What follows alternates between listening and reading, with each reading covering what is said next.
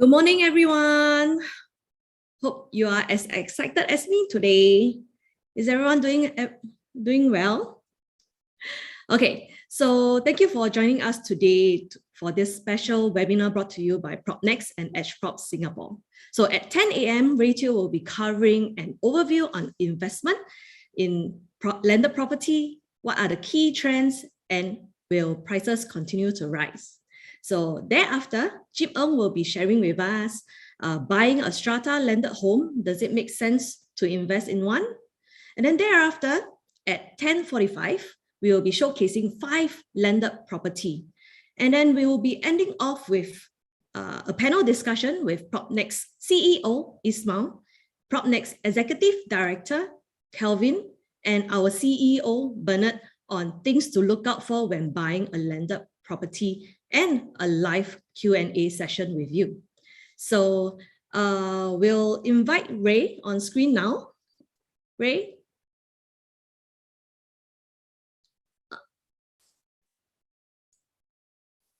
Hi, morning. Morning, Ray. Hi, morning, Shami.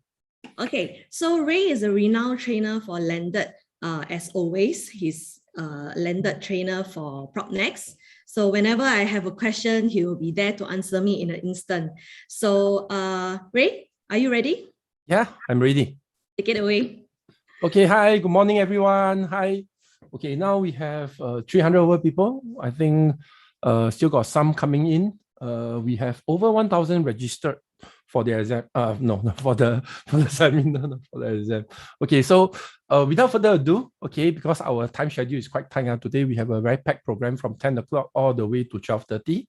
Hi, morning, everyone. Hi. A lot of good friends around. Yeah, I saw your name. Okay. And without further ado, let's start with the seminar. Okay, today I'm going to do a very short sharing. My session is only 30 minutes. Okay, we are going to see the landed overview of the market. Okay, so I call 2021 the year of the landed for the past 5 years, right? This is one of the best performance year for landed properties in Singapore. Okay, so without further ado, let's see the transaction. Let's see the transactions. Okay, so you can get this data from Edgeprop. Okay, since Edgeprop is hosting. Okay, so we need to show you their tools. Okay, this is from squarefoot.com.sg. Okay, so Squarefoot is part of Edgeprop, and the data you can get from Squarefoot is there's a transacted data of all the landed properties, not only landed, including all other properties, factory shop house, all their. It's a very, very easy to use website. So I love their website a lot. So here, look at the transaction volume over the last 20 years, so that you can get a feel of the market. So it starts on 2001. 2001, we see 1,836 transactions. Okay, then it start to climb. It start to climb from 2001 all the way to 2006. It peaked at 2007. We all know 2007 is the boom year of real estate in Singapore. Okay, so this is one of the best year over the 2 decades, right? Okay, with 5,525 units transacted. And you also can see out of this 5,525 transacted, right? For new sales, brand new unit, right?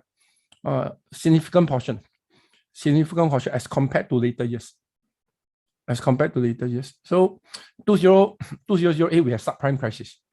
Okay, we all remember subprime crisis. Okay, the a slew of financial effects that came from America, right? The collapse of the mortgage loan in America, then it spilled over to everywhere, leading to one of the biggest financial crises.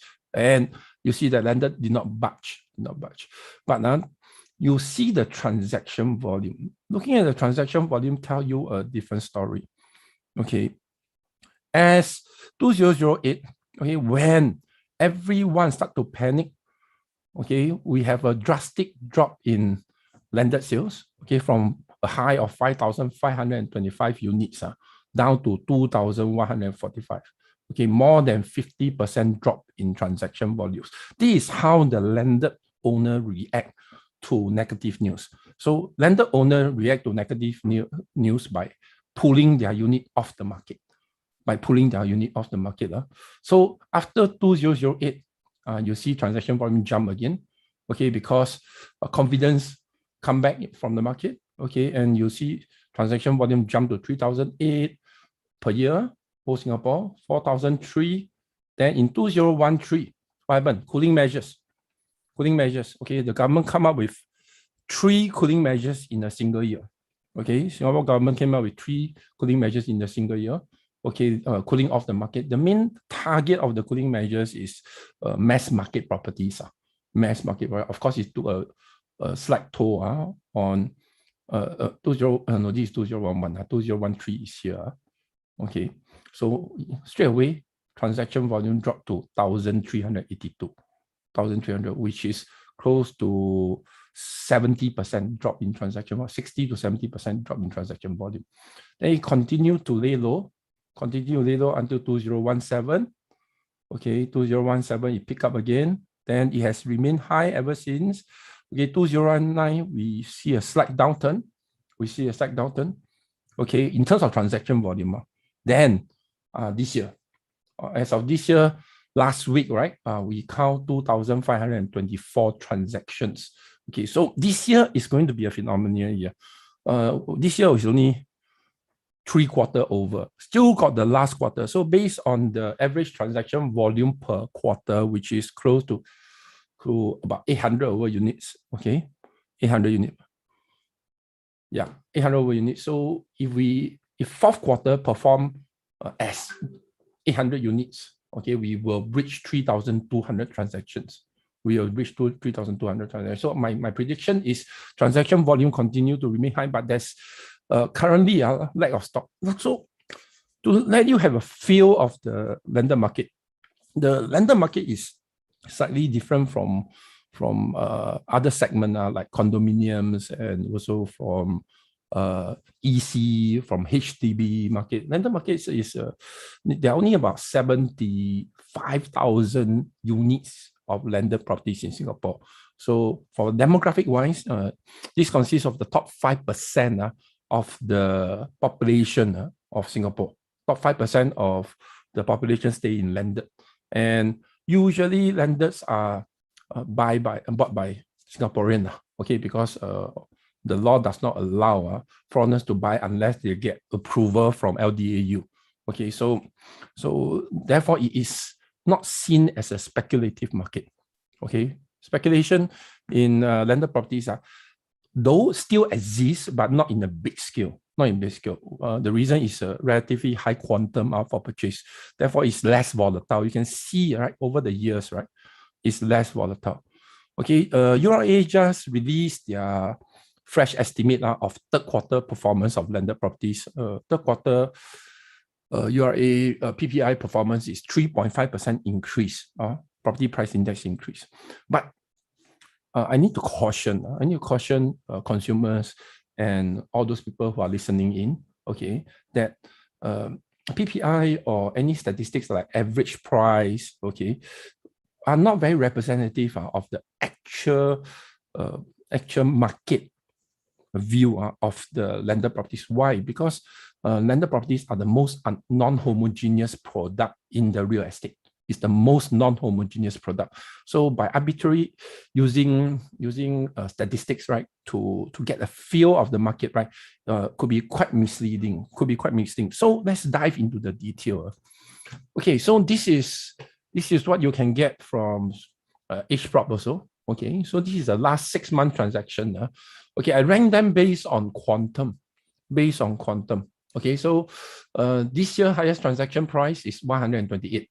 128. This came out in the newspaper. Okay, this is number 30 Nassim Road.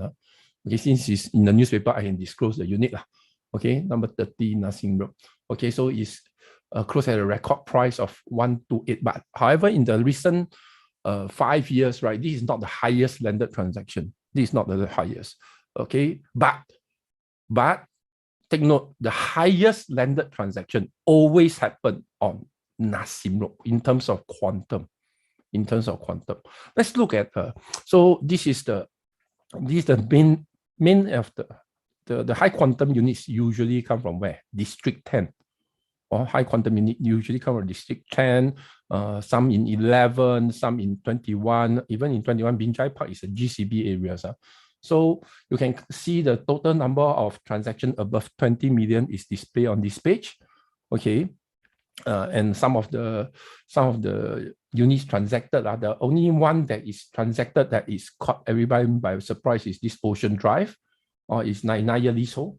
9-year leasehold transacted at 39.3 mil. 39.3 mil. So this is usually by foreigners. Singaporeans usually won't pay this kind of price for 9 years. Okay, so we take a look again, ranking them again on the same transactions, right? By per square foot, okay, by per square foot. So here, $4,291 per square foot, Clooney Hill. Okay, Clooney Hill transacted at $63,700,000. Okay, so this year we see record-breaking per square foot. Okay, in these two units, Nassim Road as well as Clooney Hill. Okay, as well as Clooney Hill. So I want to do a detailed analysis. Okay, yen, she said, since it is peaking, not a good time to buy, correct? Let me tell you about property investment. Okay, every time it peak, like for example, 1997 is the peak of the real estate market lah. Okay, then it went into 10 years cool down. 10 years cool down. So if you bought in 1997, a GCB in 1997 at its peak, do you think you make money? You will still make money because in the long term, okay, price usually increase. And if you want to buy prime unit, I'm talking about really prime unit now, especially for collectors items like GCB, right? You need to buy at the during the prime, during the boom market, because no one want to sell the prime unit in the low market. No one want to sell. Okay, so this is very important. This is very, very important to take note. It's like, depends on your budget, of course. Okay, if you're in the budget of a few hundred millions, this is the time you go shopping. Okay, because most of those products don't go out on sale. Okay, so Nassim Road, the blockbuster deal, okay, over recent years. Okay, definitely 128 million is not the 128 million is not the highest price transacted. Okay, this highest price transacted recorded this year. Okay, but in 2018, okay, we see number 14 Nassim Road transacted at 218. We see number 33. 33 is sold by Wing Tai chairman. The chairman of Wing Tai sold his Nassim Road bungalow for 230 million. Okay, and on the same year, in 2019, right? Okay, Mr. Tony Tong also bought a GCB at Nassim Road for 105.3 years. All this you can find on the internet, or the news. Okay, a lot of people are paying attention to GCB. So if you're talking about over 100 million deals, right, you can usually find in Nassim Road. These are blockbuster units. Okay, but okay, for example, this 230 million purchase. Okay, or 230 million purchase. The person who purchased it, okay, pay a record price, 230 million at $2,700 per square foot. During those days, this is a record. So a lot of people say, it's crazy. Why are you buying at this price? $2,700 per square foot. That was in 2019, the record price per square foot. But now we see 4,000. Now we see 4,000. So every year, people who buy very expensive units, there will always be people questioning them. Are you nuts? Are you crazy? Yet, after a few more years, okay, you will take a look at it and find that he did not make such a foolish purchase after all. Okay, so the most dangerous, I think some of the most dangerous move of buyers in the market is trying to catch the bottom. Okay, if you are trying to catch the bottom, usually you cannot, you miss very good deals. Very good deals. Okay, for example, this 128.8 million, right? Okay, the unit was first purchased from the British government at 19.3 million. Then subsequently, it was purchased in 2018. Okay, 2018 for I can't remember exactly how much he purchased, but in year 2000, it was purchased at 19.3 million. Now it's sold at 128 billion. So imagine the high profit, over 100 million in profit, okay, in the GCB market over last 20 years. 100 million over last 20 years. Buying a house, sit back, relax. Yeah, okay. So next we talk about Clooney Hill. Clooney Hill transaction is another record-breaking.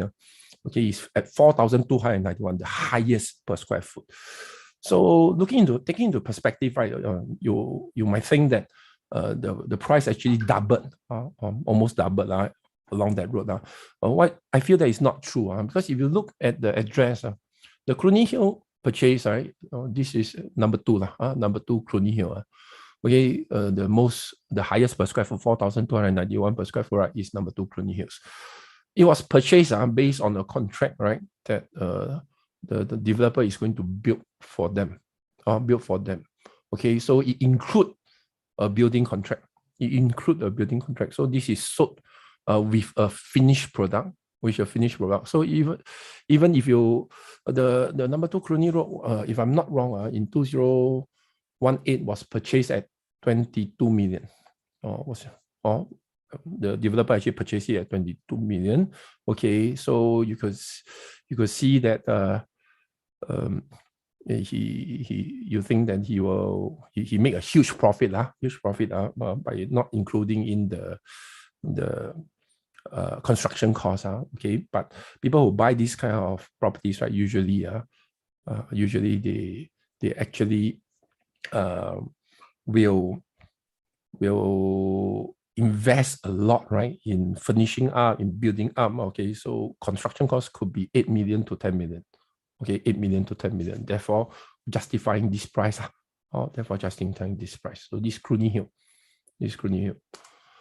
So do I think that the GCB market will continue to rise? Okay, the average per square foot in certain areas of GCBs are still below 2,000. Are they underpriced? I think that if you are looking at growth in value, okay, you talk about scarcity. Okay, scarcity in the GCB. GCB itself is already very scarce, about 2,700 plus to 2,800 units in Singapore only. Okay, the only way they increase the number of GCB, right, is by subdivision. That means the next GCB will be smaller and smaller. Okay, minimum size for a GCB is 1,400 square meter. Okay. Do I think that the market will continue to go up? I do think that the market will continue to go up based on what? Based on the recent trend, okay, that more and more well-to-do Singaporeans are going on landed purchase. Okay, because they find the freehold nature of the landed is something that they can preserve their wealth. Therefore, there's a huge wave of buyers going in, and you can see the number of millionaires in Singapore are increasing at a very interesting rate, 60%, or grow more than 60% within the next 5 years. Okay, this is predicted by Credit Suisse. Okay, so now let's take a look at the semi-D market. Okay, semi-D market will be slightly less interesting as a GCB, but you can see down here, per square foot of semi-Ds are gradually increasing. Okay, are gradually increasing in a prime area like District 10, right? District 10, District 11. The highest transaction is 3,700, 3,500, 3,400. So these top three per square foot price.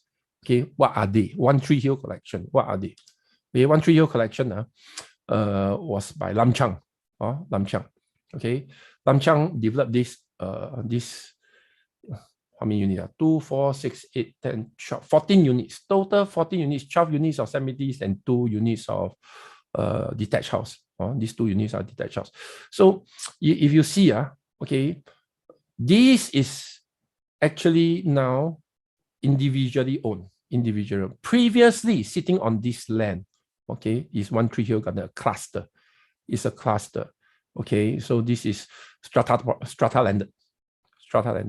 Okay, and Lam Chang decided against against the trend, right, to tear down after they bought it, or they tear down the cluster and build individual units. Okay, the difference between strata units and individual units is these units have no control over the land. Okay, they are subjected to en bloc rules, but these units are actually you have individual control, 100% control over your land. No one can force you to sell unless the government want your unit for road expansion. Other than that, right, you have 100% control of your land. So Lam Chang actually go against the trend, okay, to build individual units instead of strata units. Okay, so One Tree Hill mostly sold already. If I'm not wrong, there are only like 4 units left. They are only the pricing is about $3,600 to $3,700 per square foot. Per square foot, you can take a look if you have the money. Why not take a look? Because it's very, very convenient. This is near Orchard. This is near Orchard, Grange Road area. Grange Road area. Okay, so Grange Road area, not many landed properties. Not many landed properties. Next, let's take a look at the terraces. Terraces.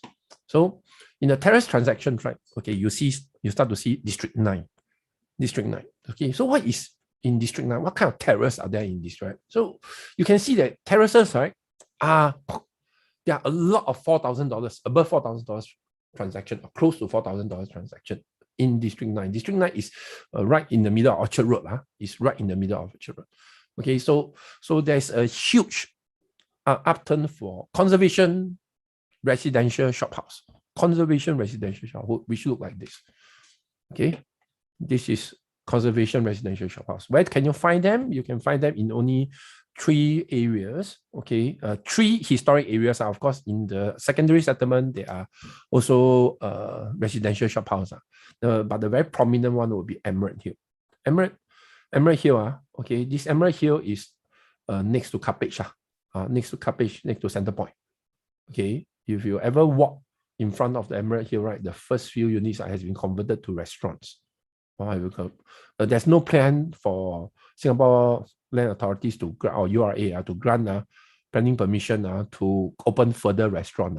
Okay, they have rejected quite a few applications already. Only the previously approved one, only the first few units are used. So this area right now is going at average $3,800 to $4,000 per square foot. Okay, due to the charm of conservation shophouses. Okay, so these are the most expensive landed consistently. Okay. There another area is Cane Hill. So let's go back to the transactions, right? You can see District 9. Okay. You also can see every road, right, above $3,000 per square foot. Again, these terraces are conservation shophouse. These terraces are actually conservation shophouse. Okay, so when you see above $3,000 per square foot one, right, for terraces are usually conservation shophouse. A lot of people might not notice. Okay, for the normal kind of terrace, haven't really set the trend to breach $3,000 per square foot yet. Okay. Okay, so this is Emerald Hill, Cane Hill, and the next one will be, these are all historic areas, Blair Plain, Everton Road, or Spottiswoode Road. Okay, this stretch, the back stretch. The front stretch has been converted to commercial. The back stretch is conservation shophouse for residential purposes. So these are attracting huge interest, okay, especially to nostalgic Singaporeans who want to keep who want to have a stake in the history of Singapore. So this is some new trend that emerging. Conservation shophouse are really in demand right now for residential purposes. Okay, however, this is definitely not, I will not say that this will be a huge opportunities for investment because of the relatively low volume. You only see this kind of unit put up on sale during the boom time. Okay, so these are like collector's items. So take note for landed, right? One of the main thing you need to understand is this. A prime unit, okay, people do not put out on sale. The average profile of landed owners are usually people with holding power, therefore they can withdraw their listing from the market and don't sell for the next 5, 10, 20 years. Okay, the only thing that motivates them to sell is if they see capital gain. Okay, and that's why the landed market are less volatile than other markets. Okay, I'm going to pause here. I only have 5 more minutes, okay, to answer questions. Let me stop share here. Okay, I want to answer your questions before you. Any question? Sam, why Strata landed trade so poorly with many owners making a loss on sales? Strata landed seems to be convenient with MCNC and less costly than pure landed, but somehow does not hold value well. I think Strata landed, I do not agree, Sam, that it does not hold value well. It really depends on at which point are you looking at it. Like for example, at this point, if you look at Strata landed, right? Okay, most of the Strata landed are not making losses. If you bought it from the beginning, okay, and the new launch, you stay there. But think note that if you need to compare apple to apple, okay, Strata landed that is 9-year leasehold and Strata landed that is freehold perform totally differently. And the size of the Strata landed also play a very important role. Small Strata landed like this Strata development only have like 10, 20 or 5, 8 units only. Okay, those kind of Strata usually hold value better because of a lower MCST. One big difference between Strata landed and individual ownership landed is you do not have 100% control over your properties. There are some restriction. There are some restriction over what you can build. Okay, what you can build, what you can.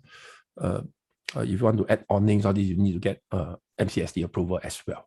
Okay, so this restriction is not in line with most of the requirement of landed owners, because most landed owners want 100% control. They want to do whatever they want, tear it down, they want to build however they want to build.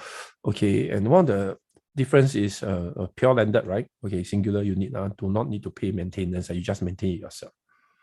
Okay. Desmond Lim say how big is big? I think more than 30 units or 50 units, okay, is safe. Okay, don't need to be too big, like 100 units. It's like a sizable one, like above 20 units. Don't go for those 5 units, 3 units one, 5 units, 8 units kind of. Those usually facility also non-existent. Okay, based on the first slide, the volume are low and the price are low, and sometimes or sentiments are low. Can we explain this thought on why the price index going up in the last 2 years, but the volume are only around 2 to 3K per unit? 2 to 3K is considered good volume already. 2 to 3K is considered good volume. Most of the time, we are working for agents, they are working on the transaction volume of between 1,004, 1,003 to even 900 units per year transactions. Okay, so only in boom time, I would say the last decade or the last 15 years has been very, very good for the real estate market. Okay, so during these 15 years, if you only view the market from a 15 years angle, right, you can't feel the whole market as a whole. Okay, so most of the time, landed buyers, they are always landed buyers looking for landed. In fact, you see, how hot is the market right now? The market is so hot that I have a developer who just bought the land, exercise it, haven't complete. That means he does not own the land yet, haven't complete, right? But what he's intending to build, already people bought it. Already people paid him to buy over the land with a building already. Okay, this is how hot the market is right now. Okay, if unit going TOP or just TOP is now a luxury. Okay, brand new units especially. Okay, I think left 1 minute. So one more last question. What are the landed enclave that have not appreciate a lot in price? What are the landed enclave that have not appreciate a lot in price? Sembawang? Yeah, you can go Sembawang, have not appreciate a lot in price. So still quite some opportunities there. Sembawang Lentor these areas the price haven't appreciated a lot yet. Why have appreciated a lot? District 15 is appreciated a lot. District 10, District 11 appreciated a lot already. So are there opportunities in other District 15, 11, 10 still got? No, 15 Lentor and Sembawang area. Okay, even Yio Chu Kang area, District 28, still got opportunities. How about District 19? District 19 is the highest transaction volume in Singapore. Okay, so District 19 the price are very, very fair. Okay, I see Shermi turn on the video. That's my cue to stop. Yeah. Yeah, so sorry everybody. I think the questions are coming in like every second. So we have to stop here. So I guess what happened is Ray can actually answer the question privately so that we can invite the next guest for our sharing as well. So thank you, Ray, so much for your time. Thank you. Bye. Thank you. So next up we have Jeep. So he will be sharing about the strata homes on buying a strata home, and then does it make sense to invest in one? So some of you actually asked about strata landed. So Jeep will be able to cover that. So Jeep, are you there? Yes. Hi, Jeep. Thank you very much. I know you for so long already. Yes. We have you today here. So are you ready? Yes, I'm ready. Okay, take over now. Thank you, Shamin, and very good morning to all the audience. And yeah, my name is Jeep Ng. Yeah, a very good Sunday to all of you, and it's a Sunday, and I'm really happy to see all of you. So many of you here, more than 700 of you here, are coming in to find out what is happening in the landed market. And myself today, I'm going to actually share with you some of the information and the maybe future prospect for strata landed. I saw some question coming in. I hope after the session, I think you will have a better understanding on strata landed market and so on. Right. So everybody, yeah, good morning. I think I see some of the familiar name here. Right. So if you guys think that you learned a lot from Ray Teo sharing earlier on the conventional market, can everybody put a 8 maybe? 8, right? Yes. Sabrina, Jasmine, thank you very much. Okay, thank you. Just so fast, I can't even read your name. Thank you very much. Yes, I see a lot of 8. Yes, 8 represent what? Right. So I wish all of you, right, are able to pick up a very good landed property. If you are looking for one, and moving forward, you will have all the what years.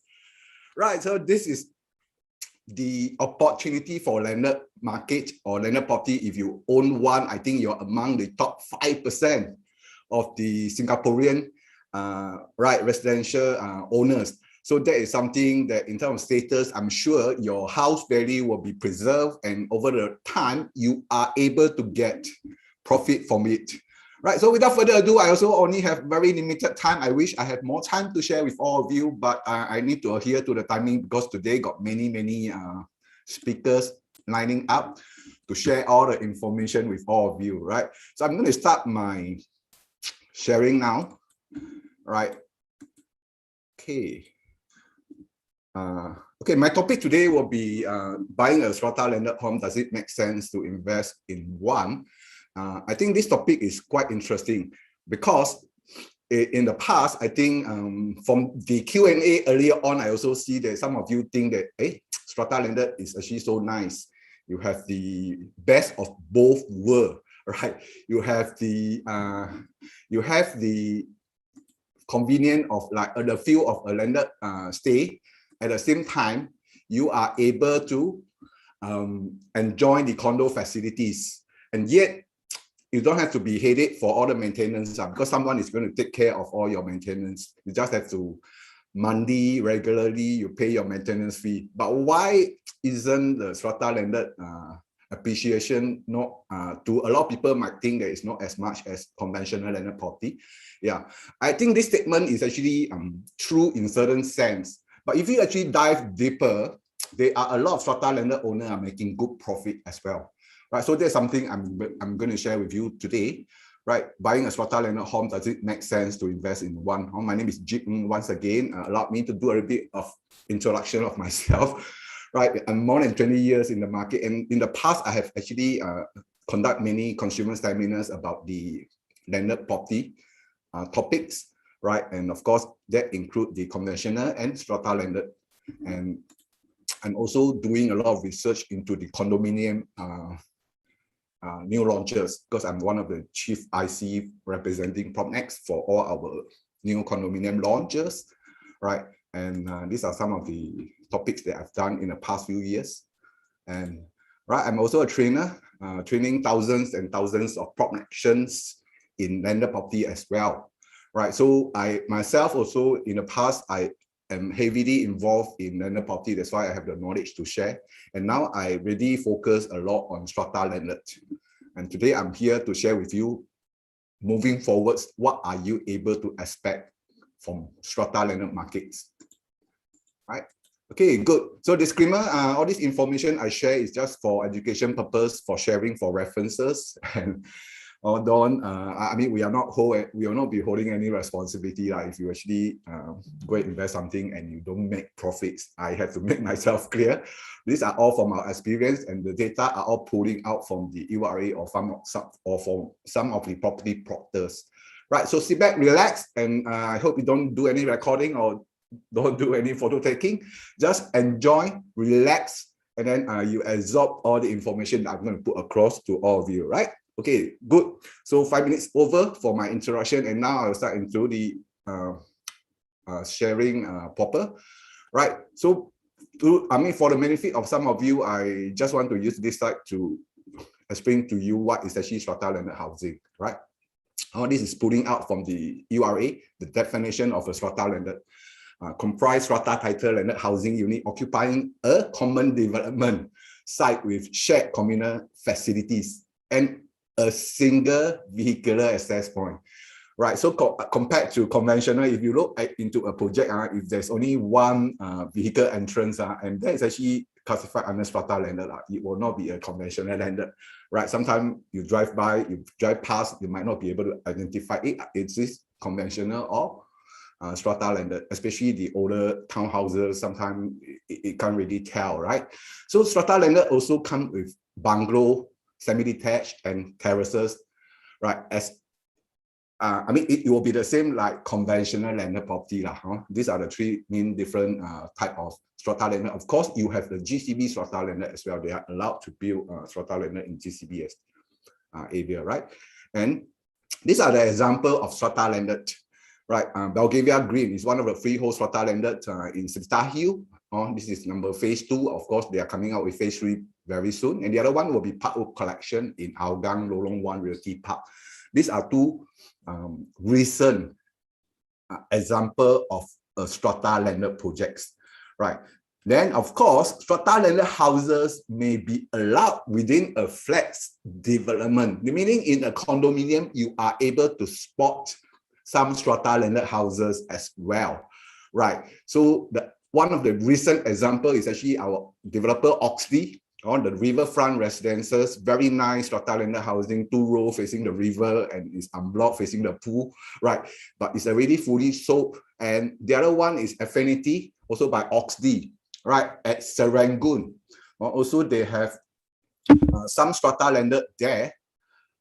Is in District 19, all these two, right? And it's already fully sold at Affinity at Serangoon as well. So it proves that actually strata landed are gaining popularity, right, over the last 1 year. We can see the take-up rate really increased. Later, I'm going to show you some data, right? So the other one Oxley has is the Cambridge Hill Residences in District 5, Pasir Panjang area, right? It's a very, very interesting product, and I personally feel that staying in a strata landed, having a low density environment make a lot of difference when you walk inside there, right? You don't see tall buildings. So this is one area whereby it's only 1.4 port ratios, and majority of them are even landed enclave, right? Some of the condo there, but some condos are found there, but the highest is only 5 stories. So this is really a low density living area, and it's quite hard to get a development that you are just next to the national park. The Cambridge Hill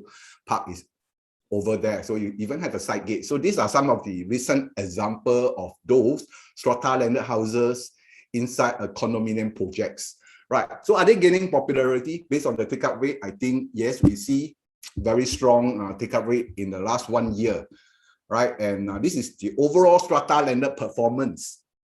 I mean, in the past every crisis, what's going to happen to the strata. So this graph shown the average per square foot, right, in overall, meaning combination of old and new strata landed, 99 and freehold. And you get this pattern of the take-up rate. And these are some of the crises in the past, dot-com bubble and the SARS in 2003. After that, you can see the strata landed PSF start to climb up also, right?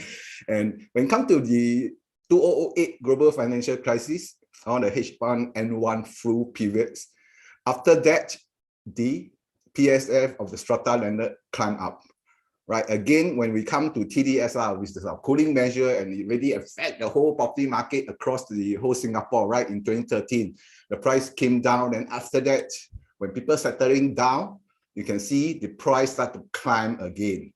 Right, so the big question to ask ourselves is actually today, we are in COVID-19 situation, but it's already proven that this pandemic actually doesn't cause Singapore property price to drop tremendously like before. Right, I think one of the good reasons is that the TDSR the government implemented is already in place, and everybody have a better holding power. Right, so that allowed us to have a very healthy property market in Singapore, and that including the landed property. And landed property, all the index are a combination of conventional landed and strata landed property, right? So all these contributed to our index, and today, I don't know, I think every one of us believe that the price will continue to climb. It will behave the same as a three past post-crisis, right? And that is what we are experiencing now in the market, right? Okay, so past track record of strata landed, yes, we have two big boom market for, big boom cycle for Singapore residential market. One of them is actually from 2004 to 2008. But during this time round, the boom actually, altogether Singapore, we have like 4 categories of landed property, right? We have freehold conventional, we have 99 years conventional, we have 99 years strata, we have freehold strata landed housing, right? These are the 4 category of landed property in Singapore. But during the last 2 booming cycle, in 2004 to 2008, that period, actually freehold strata landed increased the most, right? It outperformed the other 3 categories, including the conventional landed property, right? And when it comes to the recent cycle, 2009 to 2013, in fact, 99 years strata landed increased the most, right? So meaning what? Meaning some of the owning strata landed are making profits. Because these 2 booming cycle, actually, these are the 2 categories of landed that increase the most in terms of average per square foot. Right? So if you are selling your strata landed in these 2 booming cycle, definitely I'm sure you'll be getting good profits back. Right. So just now got one question asking why strata landed value are not able to hold, which I think it also one of the reasons is depend on at which point of time you exit out from your investment property or your staying property. I think that is very, very critical because property go up and down. And if you choose to sell during the downturn, definitely you might be suffering losses. But if you are able to hold onto it and you wait for opportunity like this to boom or the current market now, I'm sure you are able to sell at a very good return, right, based on your initial investment. Yeah, so these are the 2 cycles that are coming in the past 2 cycle, booming cycle, right? This is the article that came out from the Straits Times. So it's actually talking about the last cycle, which is the one that I've shown to you. Right, and overall average per square foot for overall strata, average per square foot for overall strata landed housing from 1999 to 2021, we have seen a 191.35% increment. Right, so that is about almost close to 5% per year kind of increment. That's overall strata landed housing average per square foot, right, in the last 20 years. And overall conventional landed actually down about 203, which is slightly above strata landed if you talk about the overall market, right, in the past 20 years, 5.17% per year. This is based on average per square foot. And if you talk about the recent one, the last 10 years, I mean, for new strata landed, we have seen about 56.54% increment, which is slightly above 5% for strata landed, right? Combined, I mean, it's a combination of new and old plus the, what I call it, freehold and 99. And of course, if you look at the last 10 years, new conventional landed, the increment is about 61.74%, which is about 5.49% per year. So if you base on last 10 years data, the two category of landed property actually in terms of average per square foot increment percentage per year is quite close to each other. Right, of course, this is just a general pictures, and if you dive deep into individual units, you might be able to see maybe some bigger differences, that kind of things.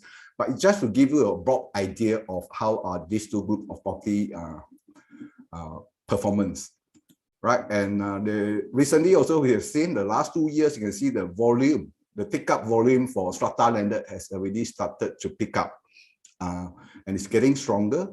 Right, so this one, if you look back into the past year, once after the crisis, the thing will continue to pick up. And last cycle was actually a increment, I mean, a consecutive of 4 years in terms of volume increment after the last crisis, which is our TD, not crisis, the cooling measure, which affecting the Singapore property market in 2013. After that, you can see the drop in volume, but after that, it start to come back again. Right, so this is the take-up rate of strata landed housing. And three key factors today, this is my main topic. I want to share with you, moving forward, something might change in terms of the demand of strata landed because of some of the rule changes, because of the pandemics, and because of work from home, and because condominium maybe are getting smaller, because land costs are getting very high. Developers are tending to build maybe a much smaller units moving forwards. Yeah. So in my own opinion, I find that these three factors it will already affect the demand of the strata landed property in Singapore moving forwards. Right. The first is the transaction, right. Okay, supply of the strata landed. So if you look at the whole supply in Singapore, this is actually an overall supply, including, of course, the conventional landed property. And we can see in the last 20 years, we have about 456,000 units of residential increment in the whole residential market. But condo already occupied 212,000 units, and of course landed property only less than 8,000. Well, in 20 years, less than 8,000. I think that's very, very rare. That's why landed property are already collectible items that due to the very limited supply in Singapore, the land scarce Singapore, and the pricing will continue to climb, including the strata landed as well. And this is actually the last GLS for landed housing in Singapore, Lorong 1 Realty Park. This one was actually government pushed out in 2017, and it had attracted a lot of developers, I think 11 bids, and eventually Fantasia got the award, and now this plot of land is Parkwood Collection. They decided to build strata landed after that. And 2017, this is after 2017, the next earliest land bid for landed property is 2013, that is Victoria Park, Victoria Villa. And after that, followed by October 2011, that is Chestnut Avenue, right? And now it's Michael Residences. And then 2011 is Serangoon Garden Way, and now it's housed at Garden, right? At Serangoon Garden. Right, so you can see the number of years, and all this Sampawang is actually when government started to push out envelope control, a new concept to build landed property, and they push out many plot of land at the Sampawang Park or Sampawang Seaside there to test out this new concept of envelope control. Right, so that's the time whereby you can see a lot of supply coming into Sampawang Seaside area, right, during the 3 years. And after that, our land sales for landed property is really slowing down a lot. After like 4 years, 5 years, you get one plot of land, right? And because of lack of GLS, government land sales, we don't see a lot of new supply of big project moving forwards, or even in the last 10 years, we don't see a lot of projects that are catered to build landed property. right? So total strata landed housing supply, this actually you can't find in any way. I take the time to go and compile all the recent launches and so on. Right, this is my finding. 2015, 83 units in total, right? And 2016, 163 units in total. All these are strata landed, including the strata landed in the condominium projects, 19 units. 2018, we have 95 units. And 2019, we have the most of 343 units, followed by 2020, 22 units. So in fact, in the last like 5-6 years, we don't have a lot of strata landed supply, right? This is what we have. Total only 725 units, 725. So there's not really a lot, right? It's not a lot. And because of that, then definitely if buyer, they want to buy, then they have quite limited choices, right? And let me see. Okay, so this supply, after you understand the supply, I want you to understand another new thing, which is the new guideline. Maybe a lot of you are not aware, unless your agent, really share with you all before, or you have known from somebody else. New guideline for strata landed housing was implemented in 2014. I think this is one important rule that for those people who are eyeing for strata landed, you have to take note, right? And because this rule will really change the strata landed supply moving forwards, right? Before the old guideline, 30% developer has to set aside for communal space. Well, there's no greenery control, right? Within this 30%, you can do anything you want. You can build swimming pool, you can build facilities. You don't have to cater for green control, right? And 100% of the site area are used to computing to how many units you are able to build on the plot of land by the developer, right? You can use the 100% of the plot size to do the computation of how many units you are able to build. But when come 2014, August 23rd, government URA changed the rule, right? You can see actually it's quite a heavy burden to developer now. 30% for communal space now have to be 45%, or meaning they have less land to build houses, because they have to build the communal service like facilities and so on, right? And on top of that, they have to cater 25% for the green, It means they have to put plants, grass, the kind of green is 25% up from 0%. So there's another very, very heavy burden restriction to the developer, definitely. And they are only allowed to use 40% of the plot size. Imagine if you have 100,000 square feet of land, now only you can use 40,000 square feet of land to do the computation on the number of units that you are able to build on this plot of land.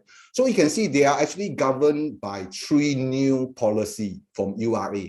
They are controlling the number of units that can build on the plot of land, right? In other words, on strata landed, actually, the incentive for developer might not be very high because they have to put in a lot of costs to build basement, to build facilities. But end of the day, you don't get extra space, or you don't get many units. The number of units you are getting is very less, and that will affect your profit margins. So in other words, developer might not want to build this kind of project or this kind of strata landed moving in the futures. Yeah, so future demand for strata landed, this will be the situation, or low in supply, because no incentive for them to build. And new condo size are getting smaller, and conventional landed price are getting higher because of the construction cost. Brand new one are getting so much more expensive today, right? And because of that, a lot of buyers next time they might have to turn to resale market to buy the strata landed, because you don't find new strata landed moving into the market anymore, right? And this reminds me of the executive mansionettes that are happening now. Our mansionettes are very old already, but they are still able to command very high price because buyer cannot buy from HDB directly. HDB don't build mansionette anymore. And if that kind of situation apply in strata landed market, strata landed property, then I'm sure you are able to get good demand in the future, because this is the only place that buyer can buy, which is the resale market. They cannot buy from the brand new developer units. So if that happens, the demand for strata landed might be going up in the future. Yeah, so this is one thing that is really changing the whole strata landed horizon based on my experience. Right, so what makes a good strata landed project? Of course, not every strata landed project can make money. I mean, I agree with all of you. Some of them are already making losses. Same to conventional landed property as well. I also see people making losses. If you go and check the URA, some of the transactions are really negative transaction. Right, so to choose a good strata landed project is very, very important. So in my experience, I think that these are a few things that really will contribute to a good strata landed project, right? Big plot size. Big plot size is very important, and of course, nearby upcoming urban transformation, near amenities is important because you must understand who are the people who will be staying in the strata landed house, right? So all these are of utmost important, and majority of them are actually from the condo upgraders. That is actually a main pool of strata landed buyers. So you must understand who are the buyers. Then you will be able to find what are the good projects to go for. Right? And definitely public transportation is one of the very critical important elements, right? Of course, if you are able to get schools, I think it's a bonus. If not, I think it's still okay. But the first 4 points are something that I really think that is important, so that you will be able to hold onto a good property that your value are able to preserve because the demand are there. A buyer will want to buy, and this is one of the projects that they will look out for if they really want to come into strata landed market. Yeah, so these are some of the factors, but I don't have a lot of time. I'm only having like 4 minutes left, right? With this is one area whereby I think it's very interesting, Pasir Panjang, right? Landed property estimated is 1,000 units only, right? And here, Serangoon, if you compare to Serangoon Garden itself, right, it's already more than 4,000 units. So Pasir Panjang is one area whereby we have very limited landed supply. And this is the only area. The landed estate is sit right in the greater southern waterfront. No? So remember, I say urban transformation is one of the most important factors that will help you to push your property price up. And because of that, then I think if you are want to write onto the GSW, which is the Greater Southern Waterfront Development, then Pasir Panjang is one of the landed estate which is nearest to this particular area of transformation. Right. So if you look at the whole transaction for D5 and D19, there's actually about 6.6 times. So it proves that the D5 is really limited supply. Right. It's really hold on, the cursor is not moving.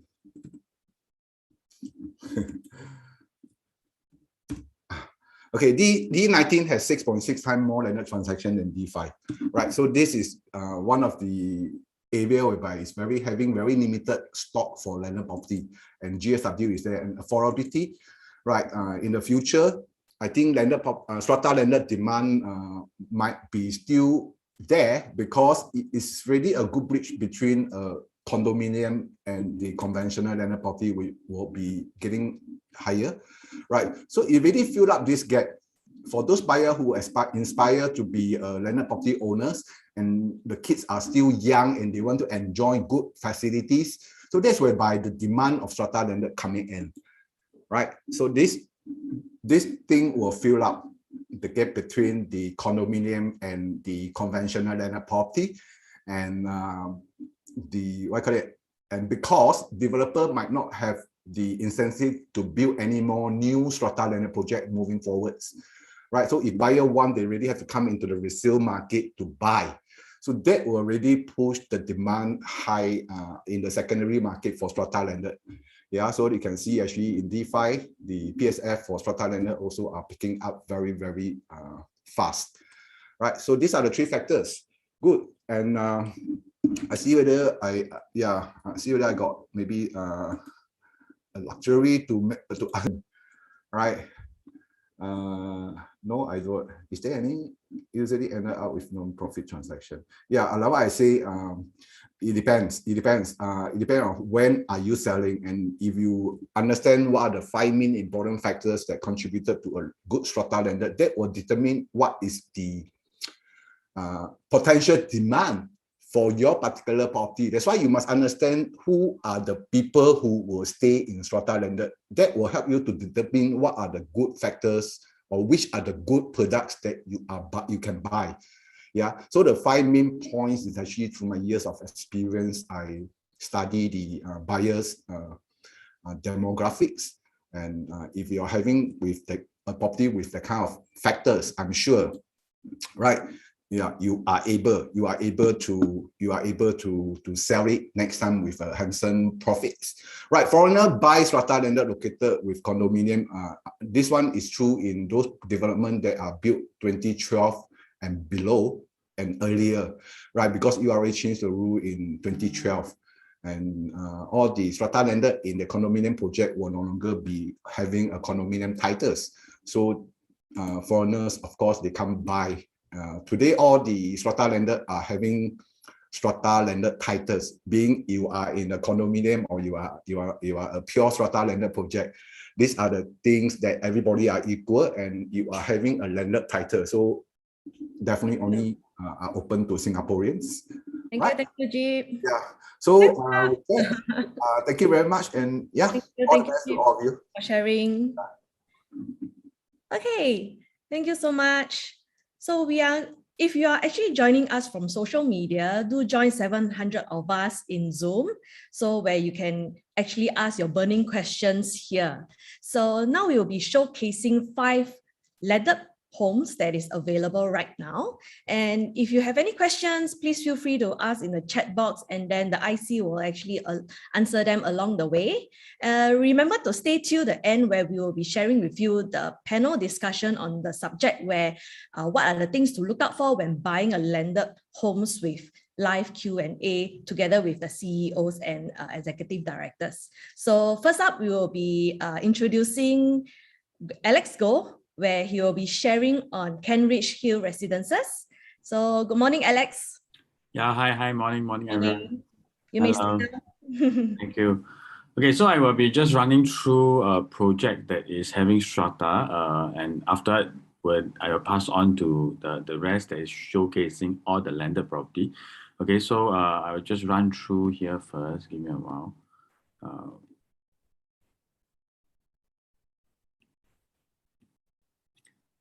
Okay, so my segment will be quite short. I will be taking just 15 minutes. So I'm just going to run through with you where is actually Kentridge Hill and what does we have in terms of the strata here.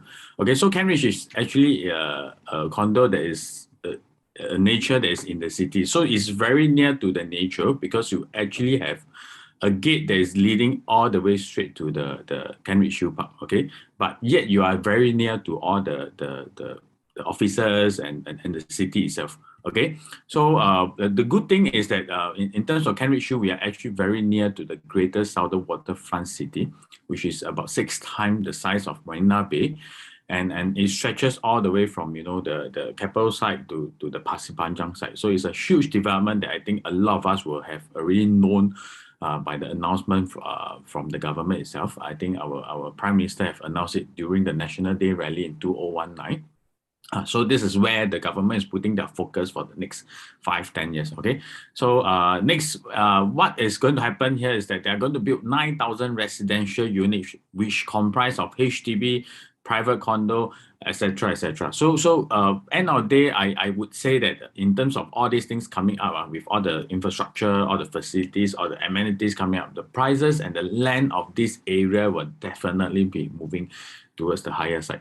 So Kentridge is bought is a land that is en bloc back in, I think, 2018. So the land is bought in terms of the prices that we look at compared to today, is bought relatively quite low. Later, I'm going to share with you some of the landed prices, the strata landed prices that I'm going to show you. Okay, so just now Jeep have mentioned that about some of the factors that we want to take note if we are going into a strata landed. So we can actually go through and see whether all these things are factors that you see in Kentridge Hill itself. Okay, so where are we? We are actually 600 meters away from the mega transformation. So in fact, we will actually gain a lot of opportunity in terms of infrastructure improvement. Pasir Panjang used to be an area that is very quiet, a lot of low-rise condo, landed properties, but we are quite near to the town. But it in itself is,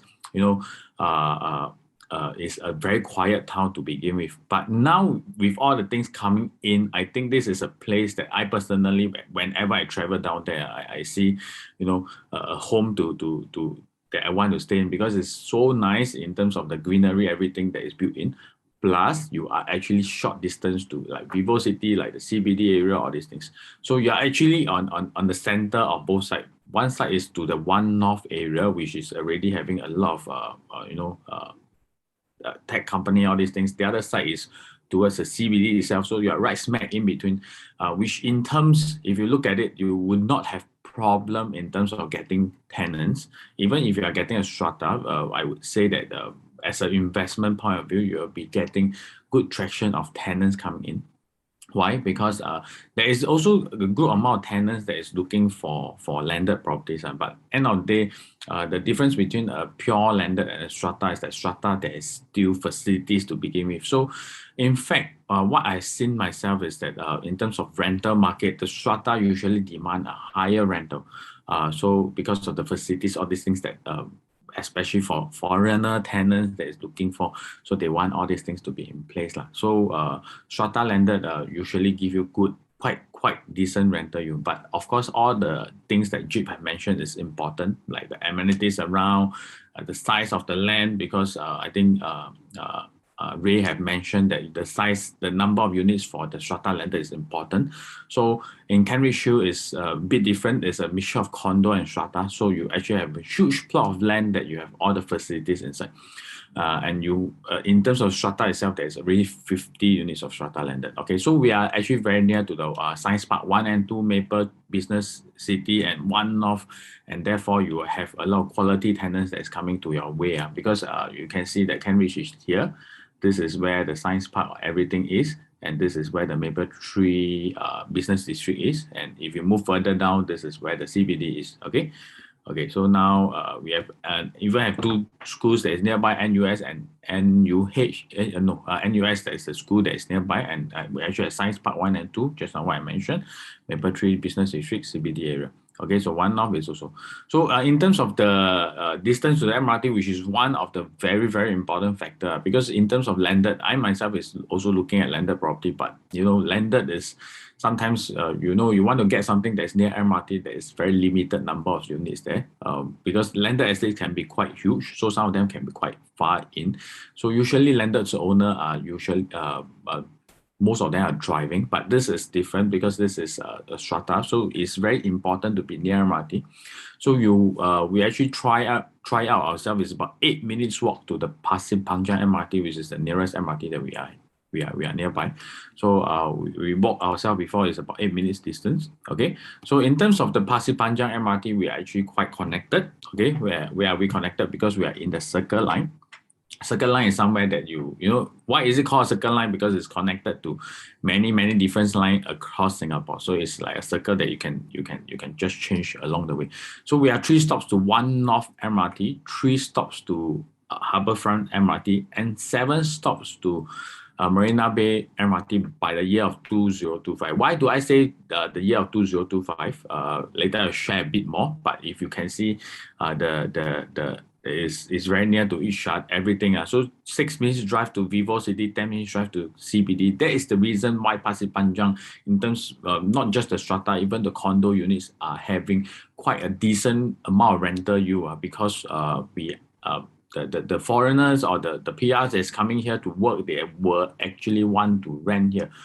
Because if you want to get somewhere that is not too near to the town, not too cluttered, but yet you have the short distance to work, and you also have the greenery to begin with, this is somewhere that a lot of people will put their focus on. Okay, so why do I say that it's 2025? Because this will complete the Circle Line, because the rest of the Circle Line is already completed, only this part. The Keppel, Cantonment, Prince Edward Road, and actually Marina Bay is already there. So this part will be completed in 2025, which means that you can link straight away from Pasir Panjang MRT all the way to Marina Bay. So I think this is something that is very important.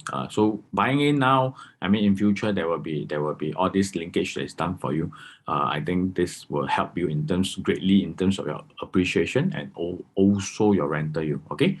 So Kent Ridge Hill is 548 units in terms of the development itself, consists of 498 normal condo unit and 50 strata landed. So if you can see in this location itself, within 1 kilometer, most of the condo in Pasir Panjang area are all 100 over units. Why most of them are 100 over units? Because there is a height restriction of 5-story. For all the condos here, you can see that it's all low rise. So if you want a condo like this, 548 units with strata landed inside, you need a huge plot of land, which you can see here very clearly. You see the land of Kent Ridge Hill is very big, because it is quite difficult to get another condo or another development here in this vicinity itself to have 400-500 units in future. And this is extremely important because with more units, with bigger land, you have more facilities. Later, I'm going to show you some of the pictures of Kent Ridge Hill. And this will actually help you bring up your value and also your rental also. Okay. So what's the project detail is 548 units developed by Oxley Development. Okay. 50 units of strata. Every unit will come with 1 car park lots. Okay. And expected TOP is 2024, but from what I know, we might be able to complete next year, maybe 3rd quarter. Okay. So we are almost 91% sold as of now. Out of the 50 strata unit, 35 is sold. Today we have a current of 15 units left. So there's a total of 300,000 square feet of land and Kent Ridge, which you can see from this plot. You see, it's a huge condo of a huge development.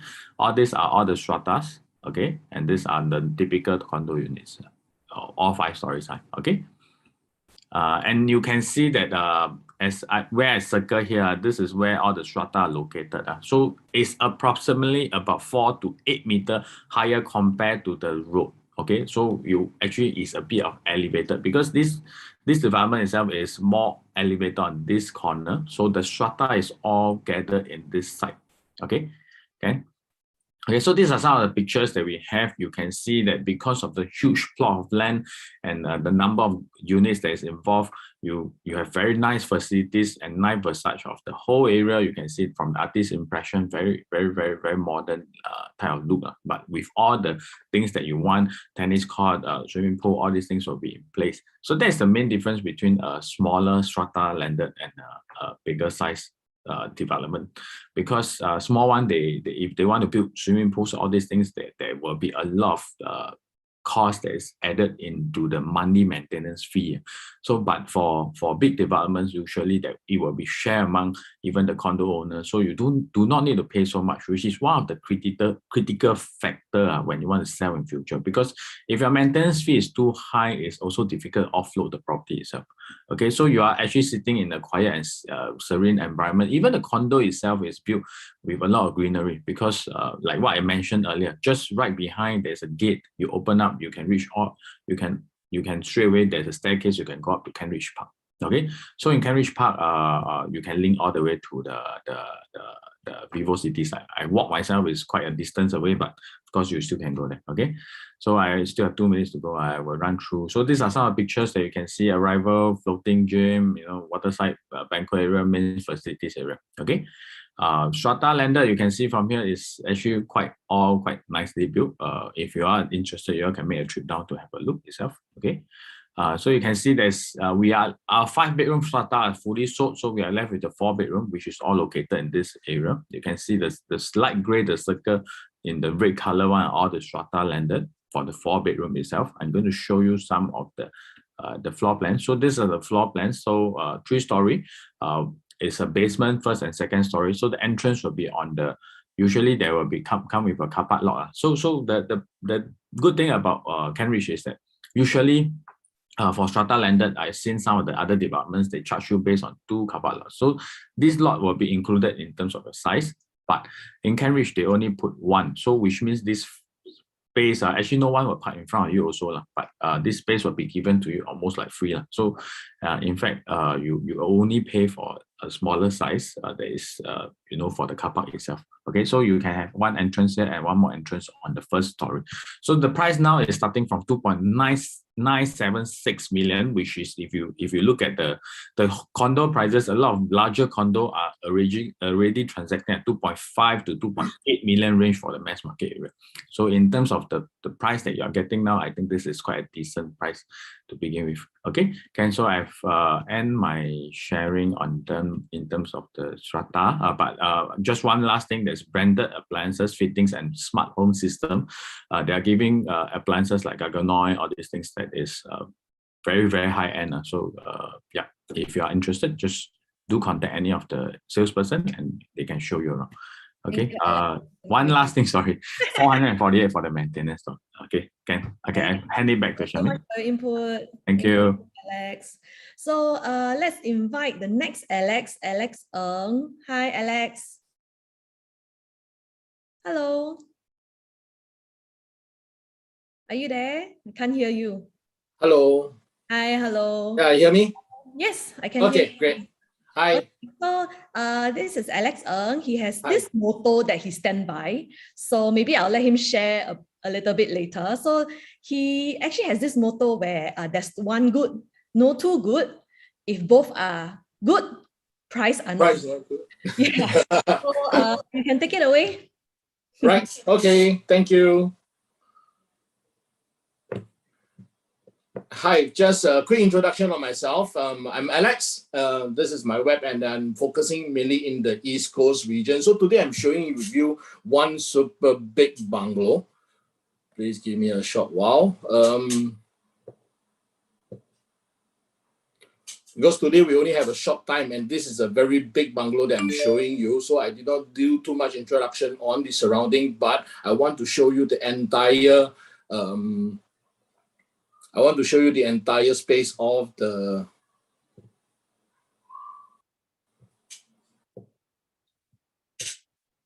okay. My motto is there's one good, no two good. If both are good, price not good.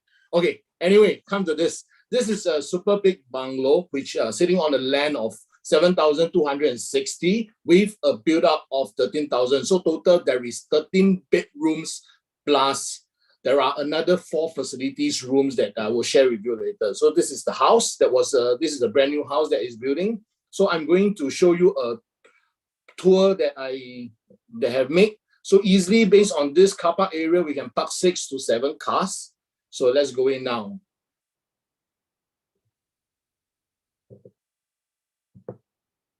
This house is definitely suitable for those multi-generation where you want big families to stay together. Later on, I'll give you a little bit more heads up on why this property you can do that, and even you have still privacy. So now this is what you see for the entire living hall. So the living hall space, easily we can fit in even more than 10-seater sofa. And then when we go through, then we will have our dining area. So this is the entire dining area. The lift basically is in the center. This is a 3.5 story with basement. So this is our wet kitchen, dry kitchen area, followed by the wet kitchen. So this is a wet kitchen. So it's huge. So it will easily be able to cater for big family, for dinners, etc. So behind will be a helper's room. Helper's room is also huge. We can easily fit in those, if you based on double decker, we can put in even 4 beds. So for a big house like that, we can even have 4 maids, not a problem. So we have lift and pool. Let me show you where the pool and lift is.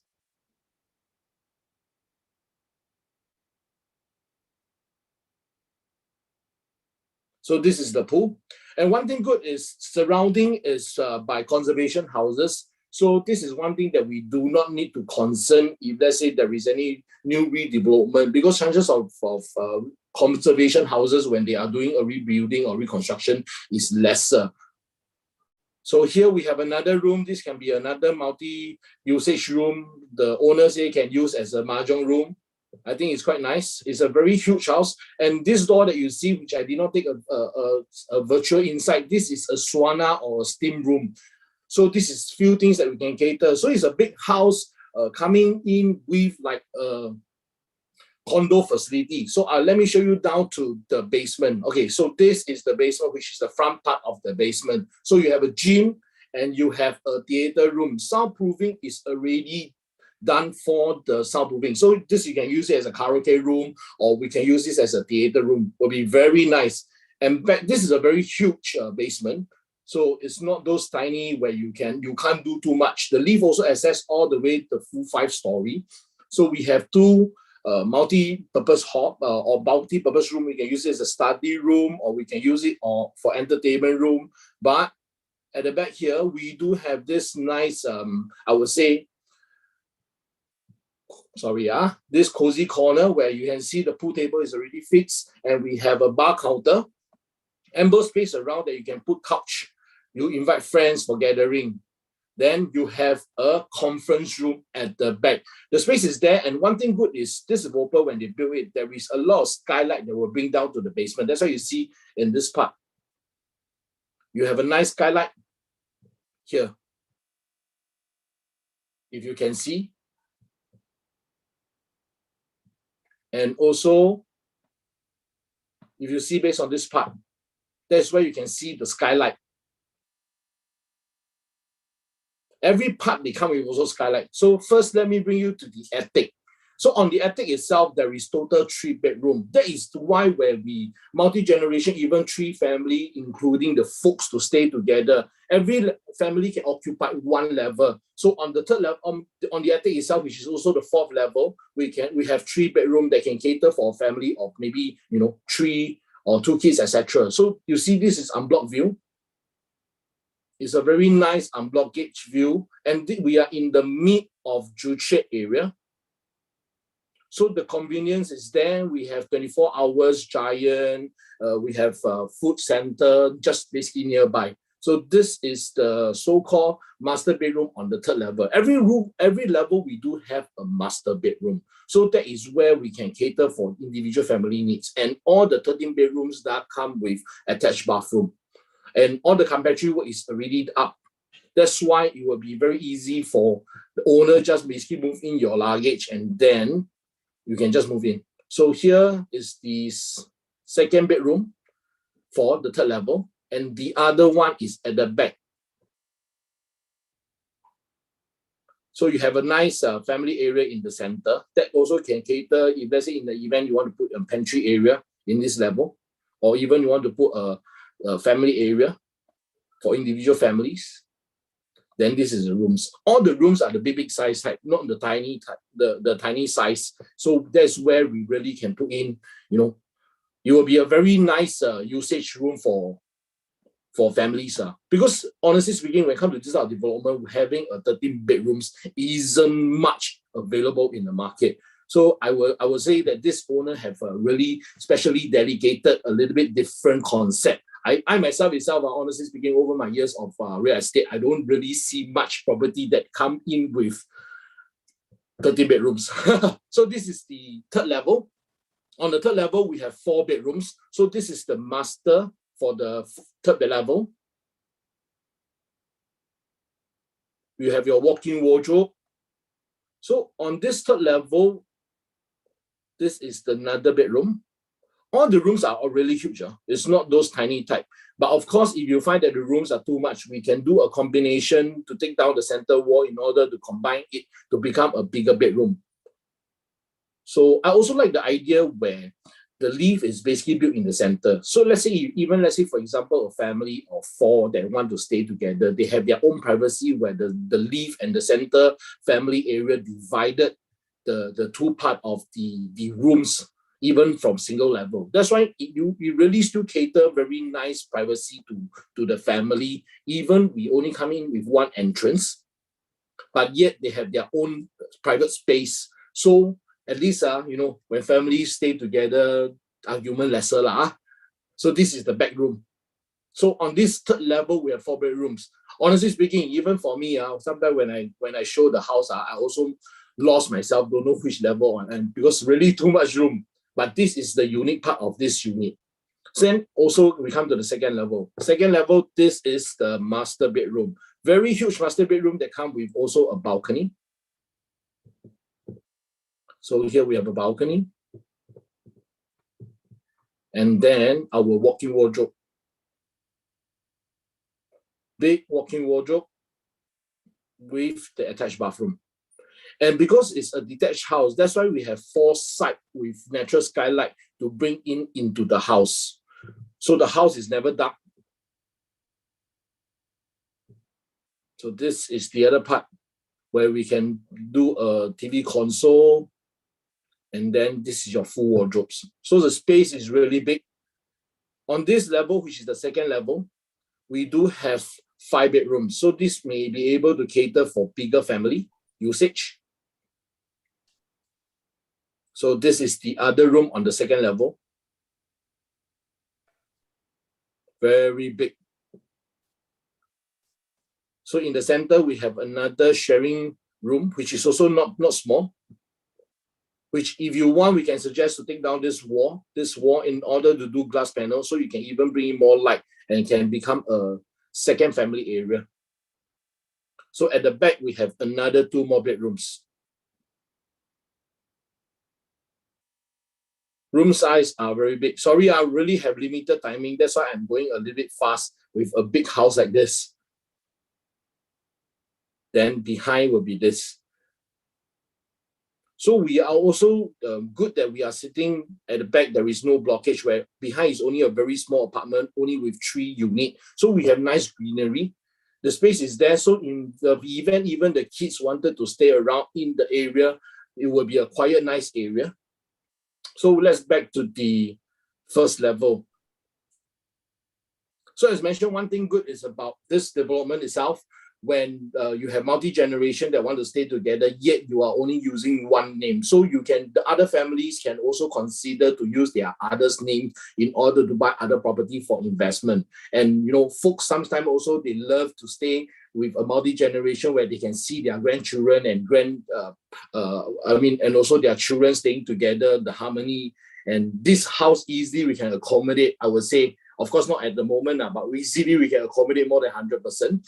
And I would say this is a very nice, and I would say it's a reasonable unit to consider. The land size is 7260. The build up is 13,000.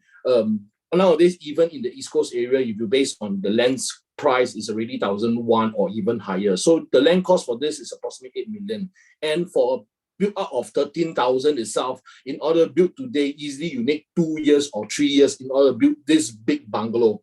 And the cost for this bungalow, easy with a basement, easy will cost you 5 million. So for this unit, we are only asking at 12 million, but yet negotiable. It's a very, I would say, convenient area. And we see there is a lot of upgrading in the East Coast area that give you even more potential upside. So this is a nice area that you want to consider. If you really like, I do have a video in YouTube. You can click in. I'm Alex. No spacing. I'm Alex. You will be able to see a full video on that. If you need more information, you can also click into my website, www.alex.sg, to find out more. So yeah, I will head back to Charmaine. Thank you, Alex, so much for sharing. It's a really big house. I really like it. Okay, so next up, before I introduce Paul Teo, so just like to remind you, we are on social media. Please join us in Zoom. And then do stay tuned if you are still here. Please don't leave yet, because we will have a panel discussion with PropNex CEO Ismail, PropNex Executive Director Kelvin, and as well as our CEO Bernard. They will be sharing a lot more on the things to look out for when buying a landed home. So I guess, is Paul in yet? Is Paul in? Yes, I'm in. Can you start my video? Hi. Thank you. Yes, I can see you already. Okay. Thank you, Shami. Thank you, Alex. Paul will be sharing more on the next landed property, so I'll pass it to you now, Paul. Thank you, Shami, and good morning, everyone. Good to have you all here. That was a beautiful house presented by Alex, and of course, with Jeep and Ray's introduction of the landed market overview. Wow, this morning is all about landed, man. How we wish we can buy something this afternoon and just move in tonight. And yes, my name is Paul Teo. I want to share something more about some district, a very interesting district. And I want to share with you this beautiful designer architect, award-winning architect bungalow that I want to share with you in a very nice district where nature lovers, please pay attention. So I'm going to share something with you all right now. I'm going to open up my slide here. Wow, this is such an exciting morning with so many of you so supportive. And yes, I will make my 15 minutes as beneficial as possible for you, other than what you all will learn about this bungalow, but let me move my screen to the right. Let me move myself to the right, Okay, this is my left to the right. Okay, good. Good morning, everyone. So with my best 15 minutes, I'll try my best to share with you all what I want to share with you today, Artisan Villas. And for those who have heard about this Artisan Villas right now, today, we are launching this brand new collection in the heart of District 23. And where is District 23? You might be realizing, Paul, why from the east? Just now, Alex talked about such huge, majestic bungalow in the east. So right now, why are you moving to the west? There's a reason why. Let me share with you. So, okay, but before that, if you stay with me throughout these next 15 minutes, I will be also answering some questions. This is, okay, did you know, my dear friends, participants, and agents who are listening here, let me ask you a simple quiz and I'll review the answer to you at the end of the 15 minutes. So please stay tuned with me. Okay, whatever you're eating, whatever you're drinking, stay tuned, stay with me. And now we are looking at this bungalow, this landed zoning here. So the question is, okay, you know that you can build terrace in a 2-story mixed landed zone. The question is, number one, can you build a bungalow in a 2-story semi-detached zone? And the second question is, can you build a 3-story house in a 2-story zone? Okay, don't answer in the group chat. Don't answer. Keep your answers ready. At the end of these 15 minutes, I will share with you the answer. And for those who know the answer, maybe you can PM me. I will buy you a coffee where we can do a one-on-one session if you have more questions about landed or this property.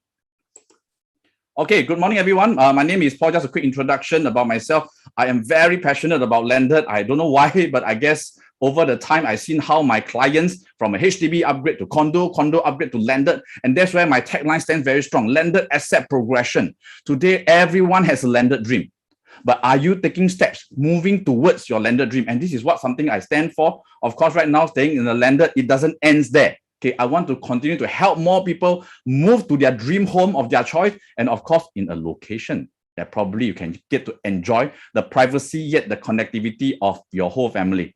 So, okay, I look at this article recently. I saw this enduring charm of landed homes, where we talk about so many popular districts in Singapore.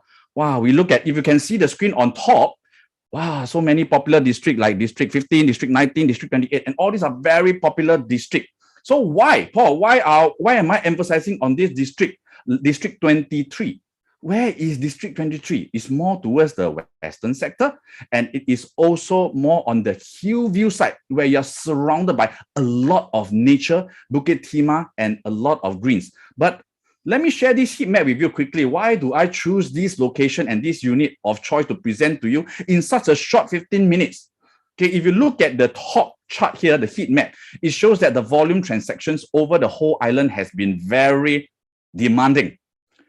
Yellow color means hot. That means a red color, of course, District 15 and District 19 are always the evergreen popular district, where later on Andy and team will share more about this district as well. But I want you to pay attention to 23. It's orange in color. That means the volume and the transactions are highly sought after. But let me ask you this question. Today, if given a choice in a popular district where the demand is high, yet right now, if you look at the bottom, the price is still attractive, would you want to consider an area where the demand is hot and the price is still attractive? Stay tuned with me.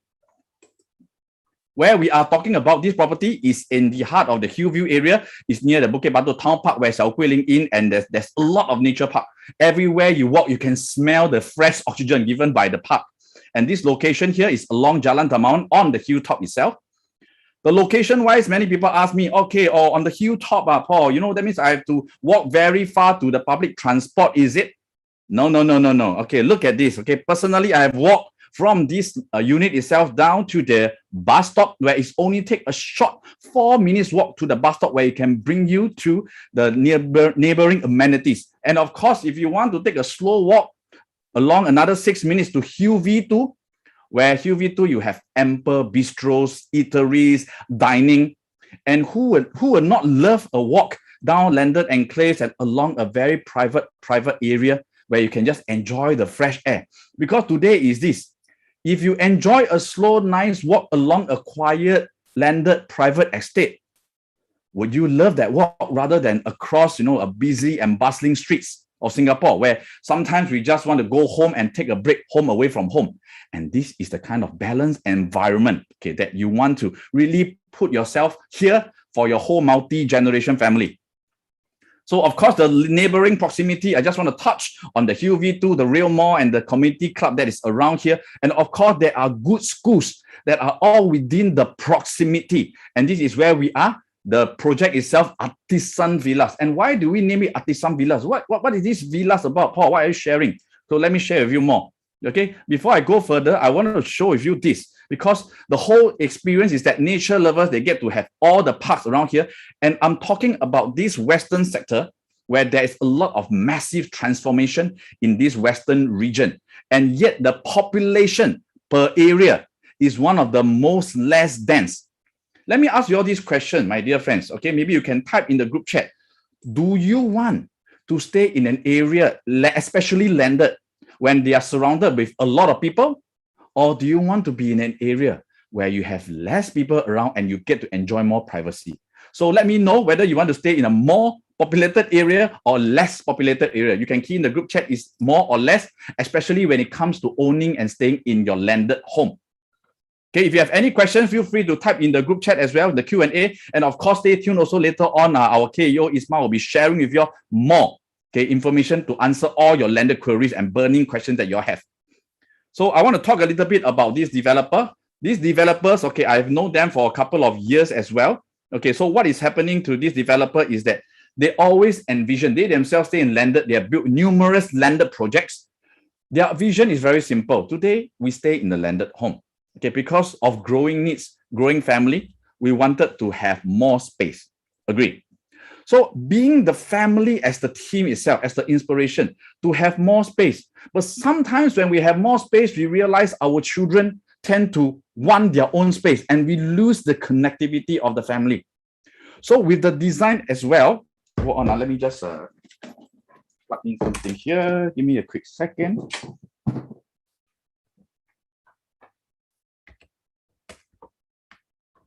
And with the connectivity over here, when we have our own rooms, okay, I remember one of our good friends used to share this, okay, one of our good friends shared this.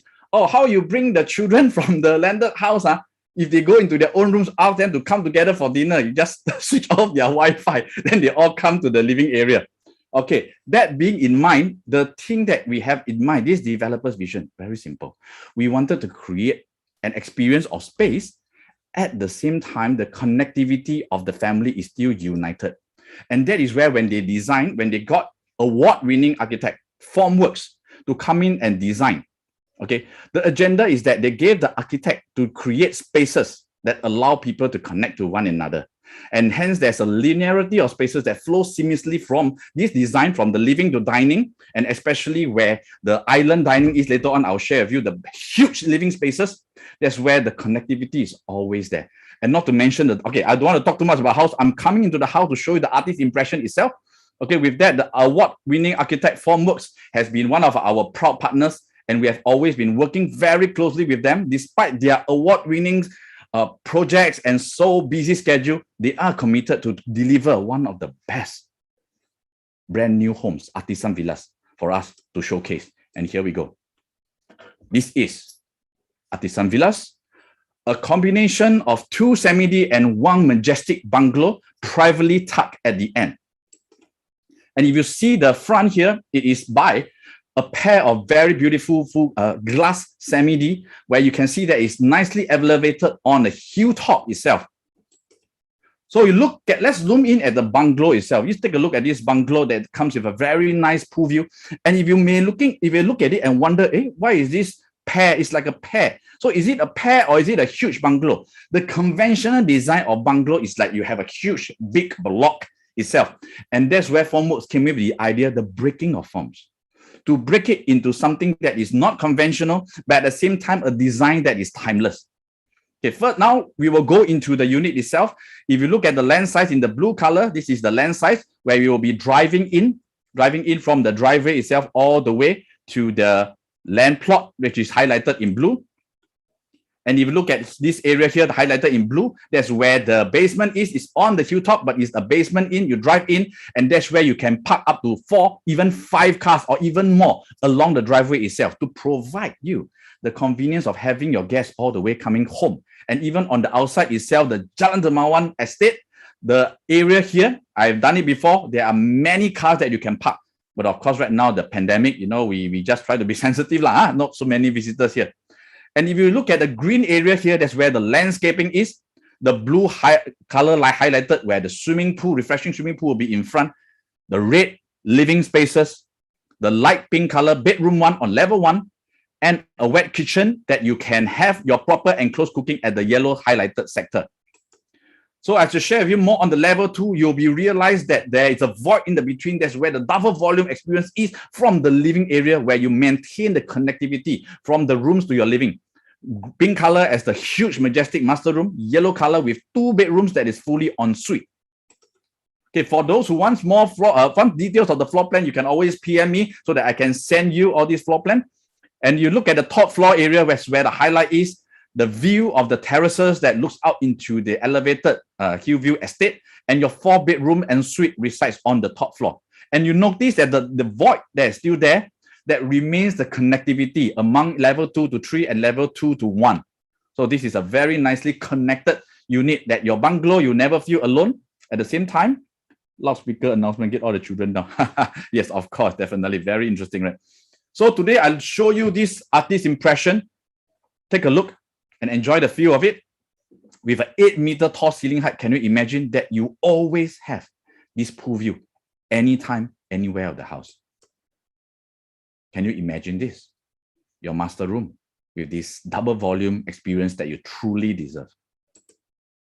Okay, and of course, we are using quality fittings in terms of the kitchenware and also the enclosed kitchen as well. All these quality fitting, Bosch and Gaggenau, we are using appliances that are already fully fitted for you. So in terms of moving wise, you are already assured that the quality fittings are being carefully, tastefully chosen by the architect itself to make sure that the themes remain as a village concept where everybody can stay close, come together. At the same time, you have the privacy of space within your own compound. Okay, current progress right now, we are very advanced in terms of the progress, but due to the COVID delay, we still managed to get very good response in terms of the workmanship and the workers on the ground. So you rest assured, whatever we are seeing right now, the progress is already on schedule, and you might be lucky. We will be expecting TOP for those who are looking to move in, buy something brand new this year and move in by next year. Yes, this is a bungalow design that you can possibly be looking forward to. Okay, with that, one of the units have already been reserved, so we still have 2 units available. Of course, I want to put your emphasis on 78B, B for best, B for bravo, the detached unit that comes with more than 9,000 square feet of build for you to enjoy. Okay, of course, the price today, if you're looking and thinking, Paul, is this going to be like 1,000, 1,800, 1,900 per square foot for these kind of launches again? No. In terms of the per square foot, we are launching it even merely at about 1,600 plus per square foot for freehold in this district. Yes, you heard me right, freehold. And for those who are keen to know more about this development, something brand new, and you look forward to stay in an area where you love nature and smell the fresh oxygen given by the nature every morning, and not to mention that you have a view that awaits you on the top floor of your master room every morning you awake. Stay tuned. I can be contactable by a Zoom presentation. You can go also on site where you can visit the place itself. I'll be there to show you and greet you, of course, 2 packs. And otherwise, I can always bring you down to the developer's home itself. You can take a look at their own house, their own workmanship that they have done, because they themselves, they are landed lovers. And the reason why one of them is reserved is because they are looking to keep this unique collection designed by award-winning formworks as one of their prized possession. All right, with that, okay, I'll end my webinar, Chun on time. And by the way, just want to answer did you know, yes, you can actually build a bungalow in a 2-story semi-D zone. And at the same time, yes, you can build up to 3-story in a 2-story zone. And the answer is very simple, because if you have a basement and your ground is elevated, you can always bring it up. Of course, the new envelope design is based on 12 meters for 2.5 stories, 2-story design, and 15.5 for 3-story design. All right. Who is the developer? Yes, it's a local developer. They have numerous projects in building landed. I'll share with you more when you PM me in person, and I'll send you the brochure. With that, my time is up, but I love every second and every time that I'm given an opportunity to share something exciting with you all. So I always like to share these things, okay? How I wish I bought a landed 20 years ago. But if today we can say that, I think it is time that we tell ourselves the next best time is now. Okay, with that, Andy, want to take over? Shermi, want to take over? Good morning to your Sunday, and I will see you all soon. Thank you. Thank you, Paul. Paul himself is staying in a landed at D23 as well, and he's a nature lover, so you can see it in his work as well. So next up, we will be inviting Andy Chang. Hi, Andy. Good morning. Hi, everyone. Hello, Andy. Oh my God. So Andy is the IC for landed in PropNex, right? Yeah, Joe, I have a landed team in PropNex as well, which I'm the IC of the PNG Landed Excellence. Yes. Okay. So I'll leave the next segment to you. So you can. All right. And thank you very much, Shamin.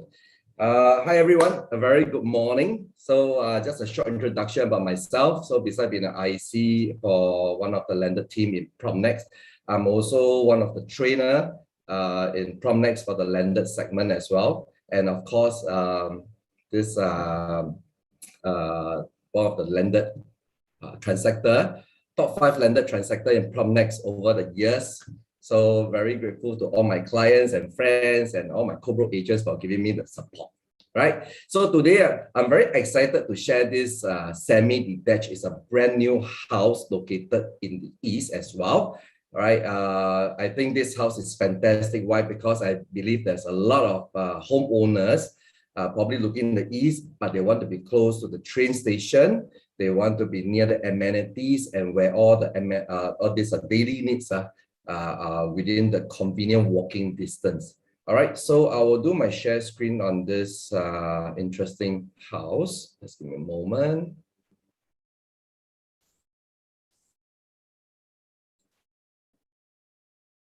Right.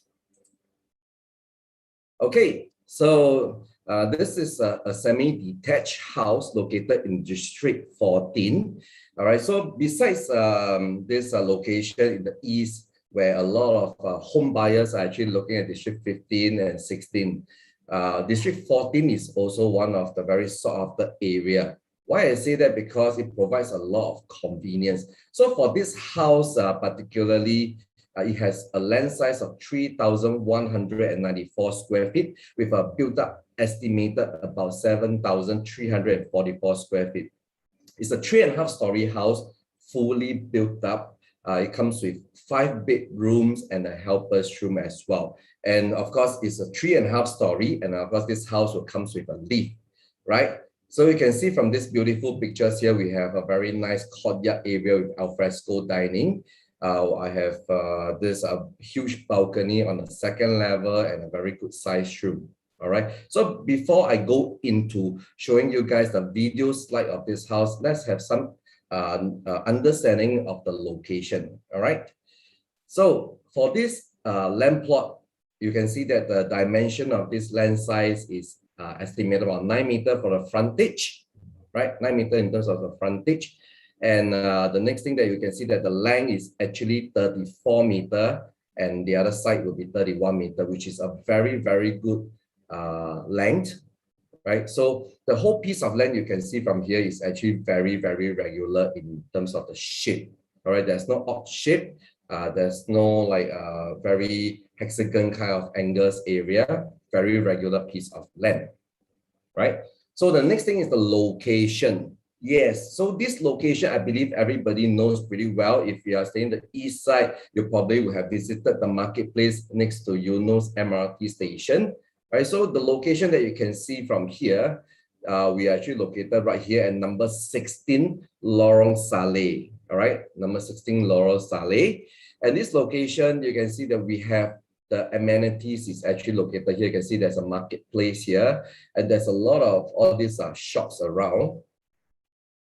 All right, there's a lot of all these shops around, and of course, a train station. And this house, I believe, it suits almost every family. Why? Because even for an upgrader who are presently staying in the HDB or condominium, who is looking for a bigger house in the east, and of course, those family with elderly parents, or young children who are very concerned about the location, very concerned about the public transport, this will be a fantastic location, because a lot of time, like what other speakers have shared, most of the landed housing will be very deep inside the estate. So probably you need to take a longer walk out to the public transport.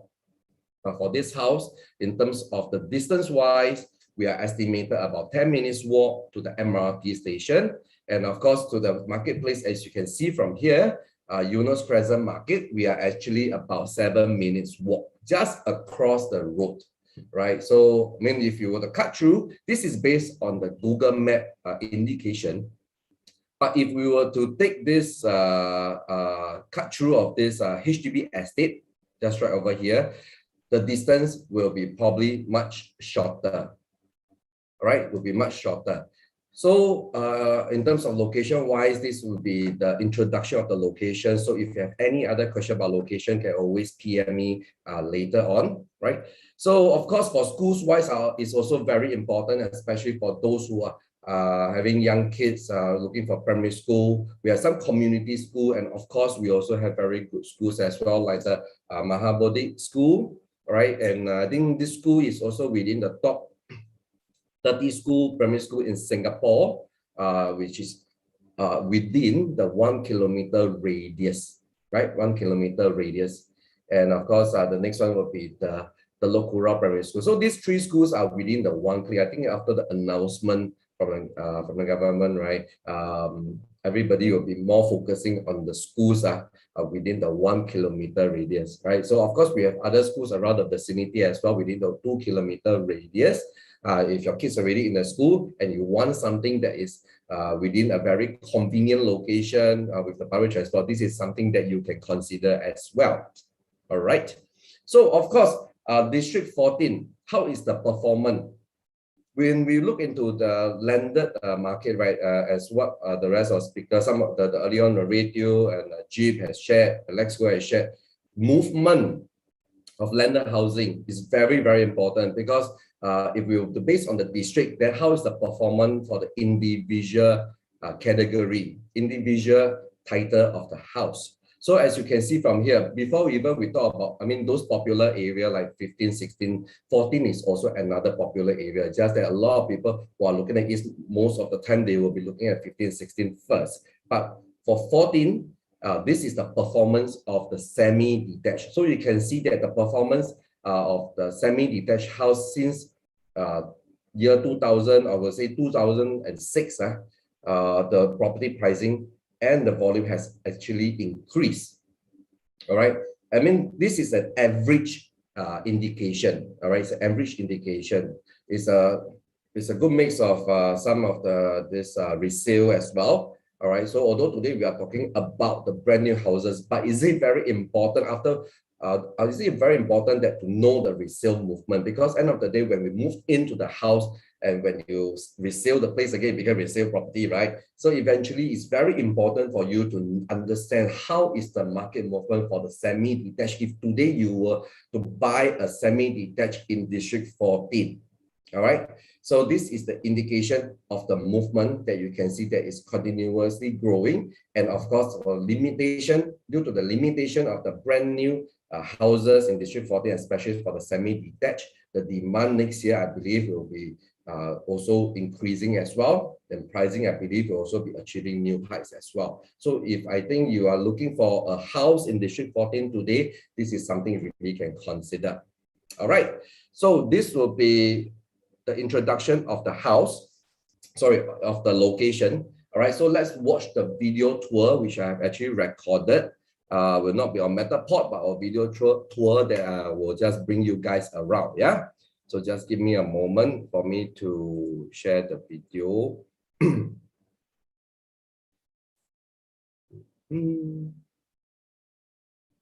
Just give me a moment, guys. I think I just accidentally closed the video.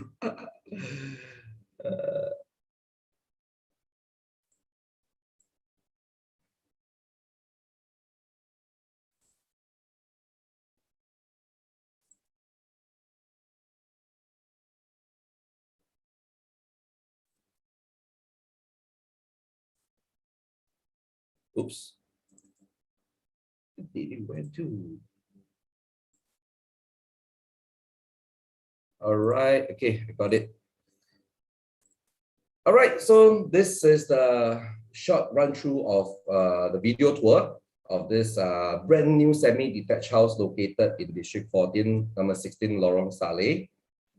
Okay. So the house that you see, the house that you can see here, this one, the one in white and greenish color, this is the house. All right. So if you notice, right, this house, the neighbors, the two side neighbors has already fully built up to 3.5 story as well. So in terms of this renovation work or A&A reconstruction, I believe you will have a peace of mind that the neighbors are already built up, but we will not have all these concern in any time in near future, right? So this will be a tour on the house, and this is a front view. All right, number 16. As I mentioned, we have 9 meters frontage, so you can easily park comfortably 2 cars in the house as well.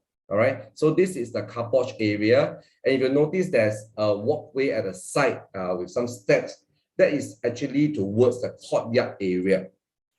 Why? Because a lot of brand new houses for buyers probably like you have seen quite a number of brand new houses. Do you notice that actually for brand new houses, right, the greenery area is very limited, or probably you don't see any green. So this house actually cater a lot of greenery in the middle of the house where all the families can actually enjoy and entertain when you have friends or guests visiting your place. And this is the front yard area. I will run through a little bit faster because I only have 4 minutes. So this is the front view. And this is a small little steps up, all right, to the living area. Okay, so and this is the view of the living and dining. So if you notice, right, this spacious living and dining, right, caters a lot of livable, usable space for your family. Because of the width of the land after the setback area, we are able to cater a lot of enjoyment, usable space within the first level. Right, so you can see the ceiling height is also pretty high, and how high is it? It's actually 3.65 meter in height. Right, so very good distance away from the TV where the sofa is located, and of course, very good distance away from the dining hall as well. For this house, it's very interesting. Why? Because we actually have indoor dining and outdoor dining at the same time. Right, so this is from another angle view. So from here, we can see the stairs and a very nice walkway, outdoor car park. This is a courtyard area. You can see the green over there, right? And the material that they use is actually marble flooring, and windows, doors are all using Fascina. They are heat resistant as well as soundproof, right? As well as soundproof. So this is a beautiful courtyard area. There you can see all the nice, beautiful green. And most importantly is that you're not just having the green, but also at the same time enjoying the alfresco dining area right in front of the kitchen, right? So it can fit up to 6, 8, even 10 packs dining set, outdoor dining set there, where you can enjoy your family time, your gathering with your friends, where we're allowed to do so. So those who want to stay in the aircon room can be in there. Those who want to stay outside can be at the alfresco dining. And this is a very nice, comfortable walkway. If you notice, there's all these doors that actually bring in all the natural lighting and very nice breeze to the house. The air circulation is fantastic because of all the windows. And this kitchen area here is very, very spacious, where in the middle of the kitchen, you can actually place an island. That means you do not need to have a fixed island. You can have a movable island as well. All right, so the fridge area, cooking area, preparation area, washing area is all very nicely catered for this house. All right, and here we go, we turn and we get to see this alfresco dining and a very nice, beautiful, bright, airy walkway towards the kitchen. Of course, by the side will be the powder room. And then now we are the backyard. I didn't take the shot because it's actually the back where you can do all the laundry. But now let's go up to have a look at the second story. All right, we are going up to the second floor right now. And this is steps up, and here we go, the second story. And as I mentioned, this house comes with a lift, and it's hydraulic lift. So this second story, you can notice that we have a full stretch of windows here as well. So bring a lot of air circulation towards the stairway area. And for this second story, we actually have 2 bedrooms. And I will take this story as the main this adults level. Why? Because we don't have a granny room. So granny elderly parents can actually come up to this level and enjoy the space and the brightness, good airflow for their bedrooms. And you can see that the space is fantastic. Why? Because we have catered the space here for the wardrobe and a very good space here for a queen or king size bed. And all the rooms here are fully en suites. All the 5 bedrooms are fully en suites, right? And this is the back view of this room. It's fully, I wouldn't say fully, but it's very much unblocked. And we have dual side windows, the front and the back. So there will be cross ventilation for the room. And this is now towards the master bedroom. All right, so your parents' room and your room can be on the same level, where the children will be on the upper level. And this is a very nice, beautiful, and I would say spacious master bedroom. And this is the front view. It's also partially, I would say almost also unblocked. All right, so your bed area and this sofa area here that you can see actually is the space for your wardrobe. Why didn't we build in the wardrobe? Is because wardrobe are very subjective in terms of the design concept. All right, the height as well. So we're leaving for the next buyer to actually build their preferred design wardrobe space, yeah, for the family. So we will be going up to the 3rd story now. And 3rd story is very interesting. Why? Because we have a family area right at the end, and we have a balcony, which is common use, and of course attached together with the other common bedroom as well. And I will take this level as children's level, right? Because why? Because you have a family area where you can actually walk up to this level and enjoy some family bonding time together with your children. All right, so this is also an envelope concept house, which is the URA latest design. This is one of the common bedroom, but this comes with a balcony. All right, so the balcony, we instead of putting on the attic, we actually put it on the 3rd story.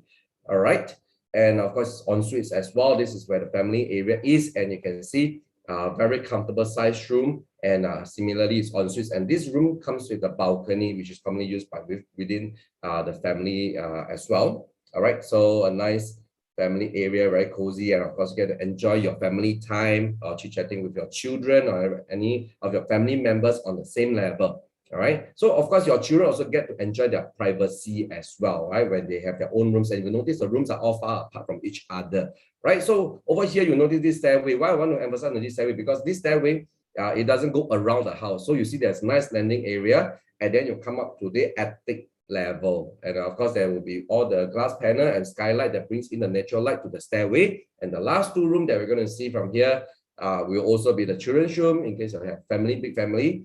All right, and this room caters a lot of convenience, and so you can see the very beautiful view, beautiful sky. Nighttime you can see very nice sky as well, with stars on the sky. And of course this provides also a good privacy for individual bedrooms, because we are not next to each other. If you notice that this house, the bedrooms are all located opposite each other. So enjoy a very good distance and privacy for each other. Yeah. So this is the tour of the whole entire house. All right. And if you have any questions regards to this house, all right, you can reach out to me. I will send in my number into the chat, as well as my website, where I have even more landed properties that I can share with all of you. All right, so Thank I'm you. done and end my session here. Thanks, Charmaine. I'll pass it back to you. Thank you so much for your time and sharing today. Okay, so now we will be inviting the next speaker. So she's also the rose among the thorns, other than myself.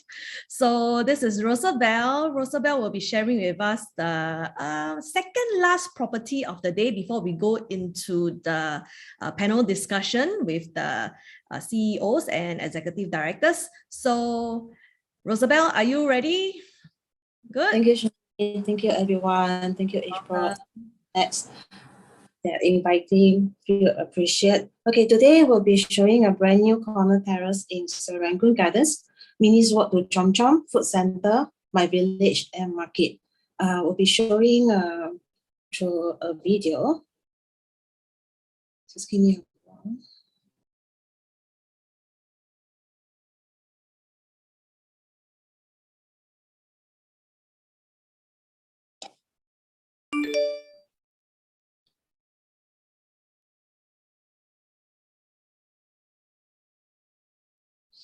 Hi everyone, I'm Rosabelle here. Welcome to High Road.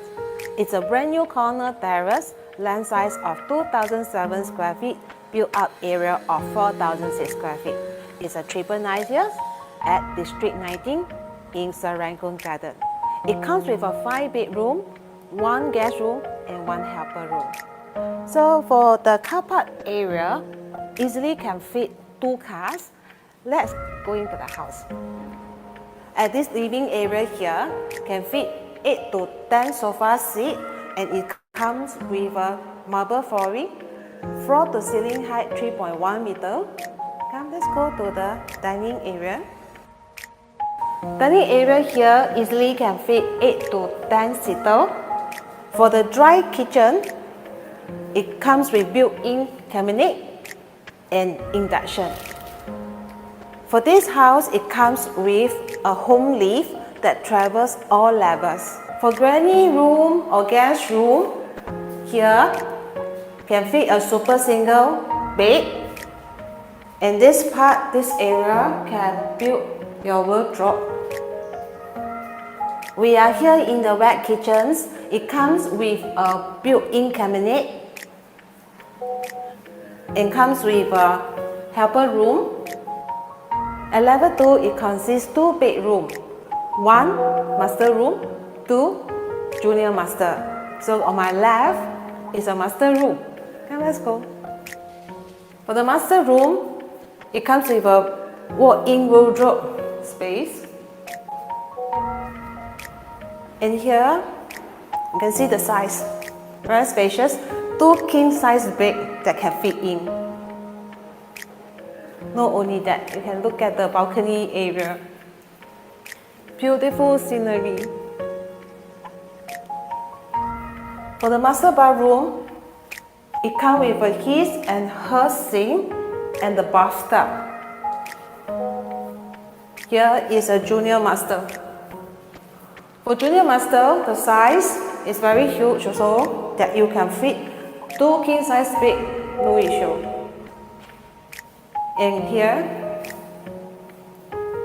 with a built-in wardrobe space, and come with an ensuite.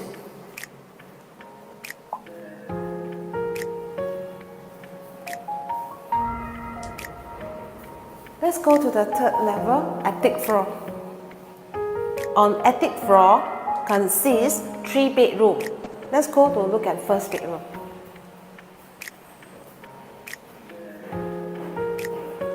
For this bedroom, can easily fit a king-size bed. Also comes with a roof terrace and with a jet and gel bathroom. Here we go.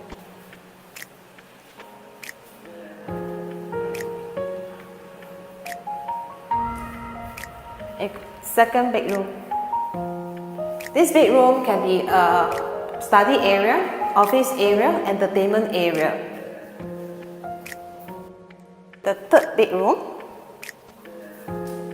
The 3rd bedroom also very spacious. King-size bed can fit in. And not only that, there's a provision for your wardrobe and comes with an ensuite bathroom.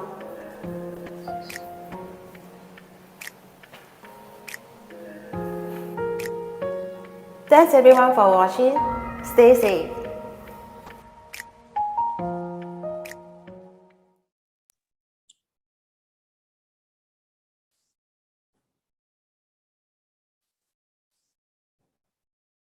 Hi, Rosabelle. Yeah, hi.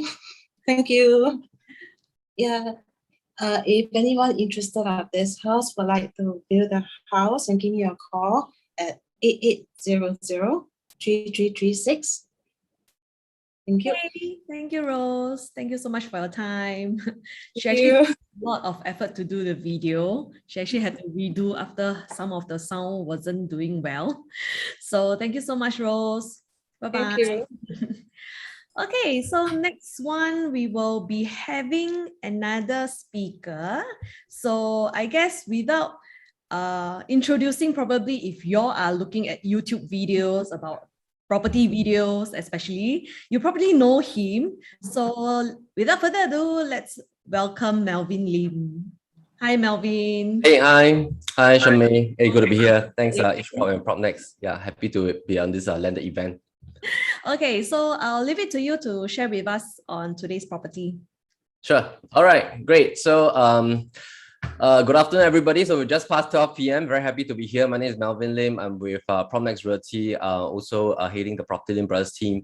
So today we are going to share with you guys on this place in Detached place. And I think a lot of people already know where is this locale located. So in D15, very interesting location. So what I'm going to do for my 15 minutes today is to just toggle around a couple of screens and then let everybody just walk through the house together with us. So this is the place, as you can see from the video, is a 3-story home. It's a corner terrace status freehold. And if you guys have always been frequenting D15, let me show you the location. So this is a street called Detached Place, and a lot of people love D15 because D15 landed properties are definitely one of the pinnacle and one of the most popular zonings in Singapore. In fact, D15 was awarded like the second most popular district for many years. And if you've eaten this very famous wonton noodle called Fei Fei Wonton Mian, this is along the same road. Of course, a lot of people are also looking out for the Marine Parade as well as the Marine Terrace MRT station on Thomson East Coast Line. And this is something that is going to be very exciting as well. So coming back to the video. Sorry, can you guys hear? Okay, great. So coming back to the video, this is a land size of 2,764 square feet. And then in terms of build up, okay, let me just play it. Sorry. Oh, sorry. Just give me a second. Okay. Yeah, build is about 3,845. So the corner terrace was just A&A just in 2018. Owners spent close to about $800,000 to complete the A&A together with the fittings and fixtures. So as you can see, Detached is also in a very interesting locale because it's almost right in the middle of the D15 strip. And when you come to Detached, this is like the avant-garde of today's modern Singapore, because in the past, this was like the place with a lot of heritage and a lot of Peranakan influences. A lot of people that love to live here, they also love the good food that is located here, plus the connectivity to all parts of Singapore. I want to bring you to this part. This is the view of the place that in the event if you do buy this corner terrace, you're going to have a look at this Busida tree every day. So very beautiful tree that is being constructed by our clients. They have already remodeled the gate to be having this provision that you can easily just park 2 cars without shifting your car. So that's the beauty of course, having a corner terrace with a very good frontage of 9.1 meters. The depth is 28 meters. So currently, for this entire locale, you can go up to 3.5. It's already at 3 meters. It's already at 3-story. Currently, there's 5 huge bedrooms. They're all en suite, total of 7 bathrooms, and that's not including, of course, the granny room right at the level 1 itself. So as you come in, what our clients have actually conceptualized during the A&A phase was that they tried to imagine if they were to live in this place, what is going to be the daily functionalities as well as a mix of modern luxury design. So as you can see, the home is being designed in a fashion that is done with very modern and vibrant colors. This is a very famous old world blue that has been one of the most famous colors in the year 2020, 2021, and it's a teal kind of design. And in terms of color palette tonality, is beautifully done with different splashes, not too bold, but at the same time, it gives a very luxury feel. So they also have pumped in a lot of luxury fittings as well. So when you buy over this home, this corner terrace, what you will notice is that there's a lot of small little intricacies that has been done from the living point of view, and not just from the car porch where you can easily park 2 cars. You will notice that the key design is to bring a lot of brightness into the home, and facing wise is beautiful. I would say that this corner terrace plot is in the plot that is really like a single loading fashion. I'll just skip in and bring you to level 2 to show you what do I mean by single loading. Because as we head to the back of the house, you'll notice that right behind your home, this is like an empty plot. There's no landed property directly behind your home. And this is a very important key feature when you're hunting for a landed property, because predominantly when you hunt for a landed property, it is very common for another row of landed home right behind you. You'll be facing towards the bedrooms of your neighbor. You'll be facing towards the kitchen and the backyard of the neighbor. But this beautiful corner terrace plot gives you that kind of single loading fashion. And this is something that really sometimes money cannot buy, because if you want to buy land plot location, this is very rare. And right at the front of the house, if you go to level 3, you will notice that you are seeing this very beautiful row of Peranakan houses right in front of you. So this is also a very rare sight, because usually we'll see our next row of landed property neighbors right in front of us. So something that is rare in terms of plot size to take note. And of course, ceiling height is one of the key things that our clients have designed. Floating design for carpentry work, a lot of hanging suspended carpentry, and open concept flow up to the dry kitchen area, but you still have a sliding panel door the moment you enter into the wet kitchen. Something also to note is that on my right-hand side, at the corner side, because it's 9.1 meters, you have a provision at the side. Our clients didn't build a pool because of functionality. They want to have really like a side garden kind of concept, easy to walk at the side. And they have really designed small little things. Like, for example, if you want to change your gas cylinder, basically the service crew, they do not have to walk into your home. They can just change the gas cylinder right outside at the sidewalk area. So let me just show you. I'll bring you downstairs. So let's go to level 1. Oh, okay, where's level 1? Okay, wait. Okay, right. Okay, so let me just bring you out. Yeah, so they designed the gas cylinder area right at this direction. So as you can see, you can just change the gas cylinder here. The exhaust of the wet kitchen is also being expelled to the side as well. So these are really things that sometimes when we design homes, we want all these like small little features to be taken note of. So there's a sliding panel here, so you can close up when you do very heavy cooking. Also notice the provision of the windows plus the back door as well. So there's a lot of brightness even coming into the kitchen space. This is the Granny's room at level 1, also comes with an ensuite. So when they did the full-on A&A, everything has been remodeled. You're buying something that is really like just 3 years old, and you don't really have to do a single thing. So let me just fast forward up to level 2 for you. So as we head upstairs, you have 3 bedrooms on level 2. Rooms are all huge in size. Let me just bring out the floor plan for you in the meantime. So level 1, we just came out of here, and 2 cars, living, dining, dry, wet kitchen. By the way, all the hinges of dry and wet kitchens, they are all bloom grade, so you don't have to worry about so-called the durability of it. Let me just come back to the floor plan for you a little bit. Okay, great. So as we head up to level 2, oh, sorry.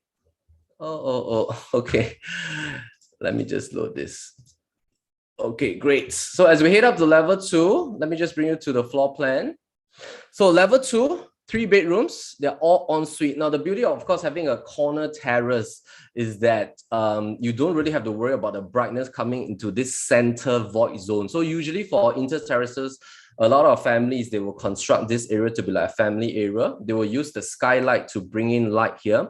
So this corner terrace, they have a skylight right on top of the stairwell. Entire stairwell is extremely lit up, is beautiful. And the beauty, of course, having the corner terrace is that you can construct a bedroom at the side. In the middle, you still can have a bathroom with windows right at this corner as well. So all the rooms are extremely huge in size. If you want to utilize the room at the back to be your master, it can be done. But for this home, the master is located right on level 3 and is beautifully done. So later as we head upwards, you realize that it's so beautifully done as we head up. So all the bathrooms, fantastic. You don't have to do a single thing. Something about the landed market, of course, I think you have seen a lot of our sharing from our teammates at the start of the webinar is that construction cost is also going upwards. So when you have to spend time in terms of like 1.5 to 2 years to speak with an architect, builder, contractor, monitor the progress, This home is very suitable if you just want like a hassle-free process. You want to move in straight on with your family, let your kids enjoy the home. You want to focus on a career. Don't want to spend that time to rebuild your own home. This is fantastic, very suitable. It's just 3 years old. And this part is also the side of the home. The side of the home is also beautiful because there's like a kind of like a strip of open space at the side that is that doesn't give you that kind of congested feeling. So I want to bring your attention to this part where we talk a little bit about pricing. This home is asking for 5.2 million. So the land size is about 2,700 plus. Build is already 3.8. Is almost close to a very maxed up range that is very comfortable for a lot of families. So we want to look at what are some of so-called like the pricing movement of let's say 2 different categories. And I'm just going to sum it up for you at this chart here. So inter terraces, of course, if we are talking about D15 compared to 2020, the price performance has been so good for landed properties. And if you're really looking to park your funds in a space that allows your family enormous amount of space, 5-6 bedrooms, and really park in an asset type in the property segment with a very strong holding and as a safe haven for gradual growth, landed segment is definitely one of the key segments. If we look at inter terraces, if you want to rebuild, now, just old land itself is already looking close to about 3.5 million. And based on construction costs, we're looking anywhere from 350 to 450. And of course, if you go for brand new type, some of the brand new inter terraces that I just looked at today is already close to about $4.5 to $4.8 million. If I were to move 1 tier upwards to the corner terrace range, anything that you want to buy for rebuild, you have to spend at least 4 to 4.3 million for rebuild to tear down and reconstruct. 4.5 to 4, maybe 4.8 million, fully renovated, 5-out range, brand new, already 5.8 to 6 mil. And this home will fall into the category of this range because although it's not a fully brand new built home, but it has just completed A&A just about 3 years back. So you are buying something at 5.2 million range, which is a very decent entry without having to do anything. And sometimes when we do rebuild, we do have to factor in the rental costs that you might be incurring outside for the next 2 years. All right, so let me just come to level 3 for you, and then you show a little bit. So this is the front room that we have been talking about. This bedroom facing towards the front. The front is north-west, very tilt angle. You don't get direct afternoon sun from the side. And the back is southeast, so fantastic facing. And then the master room is definitely the highlight because you have a back balcony, extremely huge, 2 sets of wardrobes, about 10 panels. And the ceiling height is also fantastic. It's about 3 to 3.2 meters and fantastically spacious. And then as you move towards the ensuite, you'll realize that the ensuite has been one of the key features that owners have put in a lot of time to design. You even have a skylight that's shining on top of your shower area. And this is really very, very beautifully done because the amount of intricacies like the wall tiles, flooring, these are all done with a lot of quality built in totality. So last but not least, if you notice, there are also no pillars within the middle of the home. It's done in a fashion whereby let me just bring you to level 1. I think one of the most important things is that you want to have very pillar-like kind of fashion. So if you notice, starting from the car porch area, the pillars are all nicely designed to tuck to the side, to the back, so you can easily park 2 cars as you head in. No pillars within, and a lot of open space for entertainment, a lot of brightness. So if you want to have a look at this home in detail, you can just head on to YouTube, just key in Joo Chiat Place. You should be able to find this property on YouTube very easily. And thanks for staying tuned with us. And once again, my name is Melvin. Thanks, Shamay. I hand back to you. Thank you, Melvin. Thank you so much for your time today. Okay, so I will be sharing my screen now. I do want to have this time to share with y'all on a few things. So I hope y'all can see my screen now. Hang on. Okay, so please follow us. There is a few things that we like to share with you. Please get ready your phone, or otherwise I will be sharing with you on the chat on all the links that is mentioned here. Okay, so we will be having a special edition this coming Friday for our news. So we will be sharing on all the landed properties and also the market currently. So every Friday we will have this issue. So I will be putting it into the chat later. Okay, maybe I send it now first. Hang on. Okay, so do join us. You just click the link and then you'll be brought to the landing page itself. And then also do subscribe our YouTube channel to get this talk today. So this webinar will be uploaded by today into your social media as well as YouTube. And last but not least, do join our Telegram chat. Every day we will be sending out the top news so that you will be keep up to date in the property sector. So that's all for me. And let me share. Stop share. Okay, so we'll be inviting the 3 pillar. So let me introduce the CEO of PropNex Realty, Mr. Ismail Gafur, and then also Executive Director of PropNex Realty, Kelvin Fong, and also Bernard Tong, CEO of Edgeprop, for the panel discussion on today. And then, are you all here? Is everyone good? Yes, Shami, I'm here already. Hi, Good afternoon, everyone. Good afternoon. Yes, hello. Hi. I think we short of Can one. see my video or not? Cannot see, right? Hang on. Something. Is someone's doing the spotlight for us so that we can see? Someone please help. Are we missing Mr. Hello? Yeah. I'm trying to on the camera. This is a first world problem.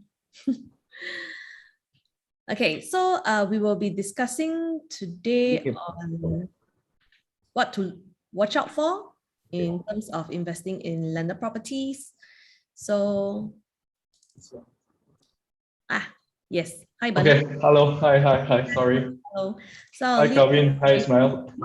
Hi. Good afternoon to everyone. So exciting. Good afternoon. We'll leave it to you now. Okay.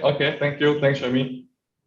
So good afternoon, everyone. Thank you for joining us for our panel discussion. So I'm Bernard, I'm the CEO of Edgeprop, and I will be moderating this session.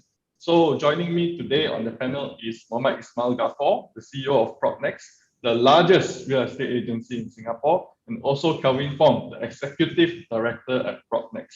So for those of y'all who are joining us today, I hope you all have had your lunch. So if not, this shouldn't take too long. It's another 30-35 minutes or so. Now, before I get into the questions, we have a few questions to answer. But let me just share some slides with you. Sorry, there's a connection problem. Hold on.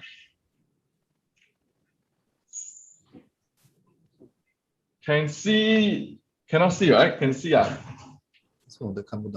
Cannot, Bernard, but no worries. Can hear my voice, right? I think can hear my voice can already. Yes, Bernard. Bernard can hear your voice clearly. No worries, because Kelvin also got some slides which are quite similar to the slides that you. Oh, okay. So we can read along. You can ask the questions, and we will do our level best in the next 30 minutes to be meaningful. Yeah.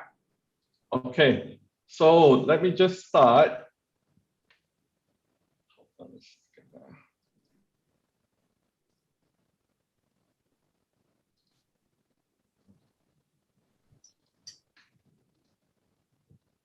You there, Bernard? Yep. Hang on. Sorry. He's very stressed now because the Wi-Fi not working. Yeah. I can see that. Yeah.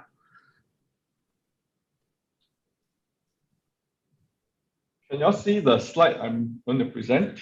Yeah, I can see your screen now. Can see, is it? Okay. Just waiting for your slides to come out.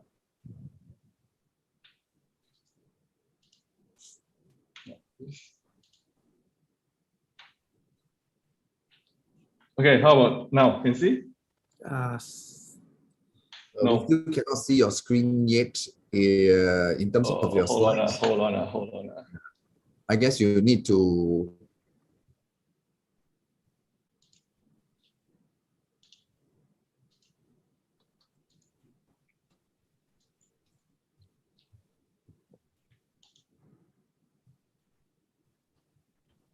Sorry, I don't know what's going on. Okay, I think no worries at all. Let me just come back in. Give me 1 minute. Sorry about that. Yeah.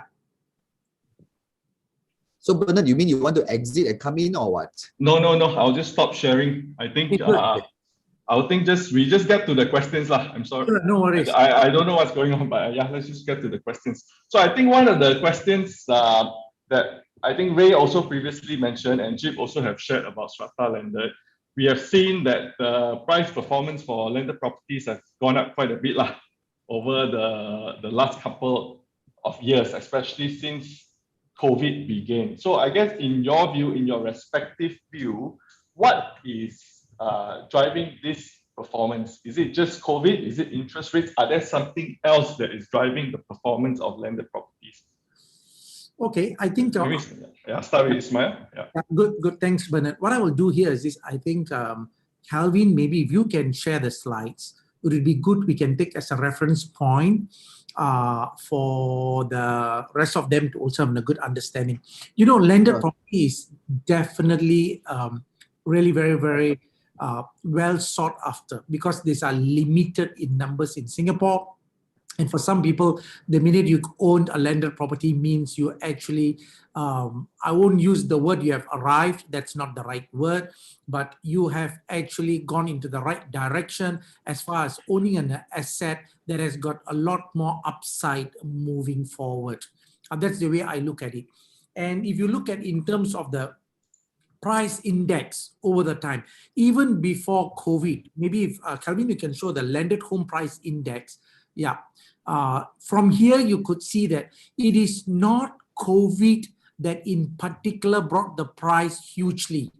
Even before, when you look at 2018 and 19, right on top, 2018, the landed property price index went up by 6.3%, and 2019 was 5.7%, and both the years had almost, in fact, 12%.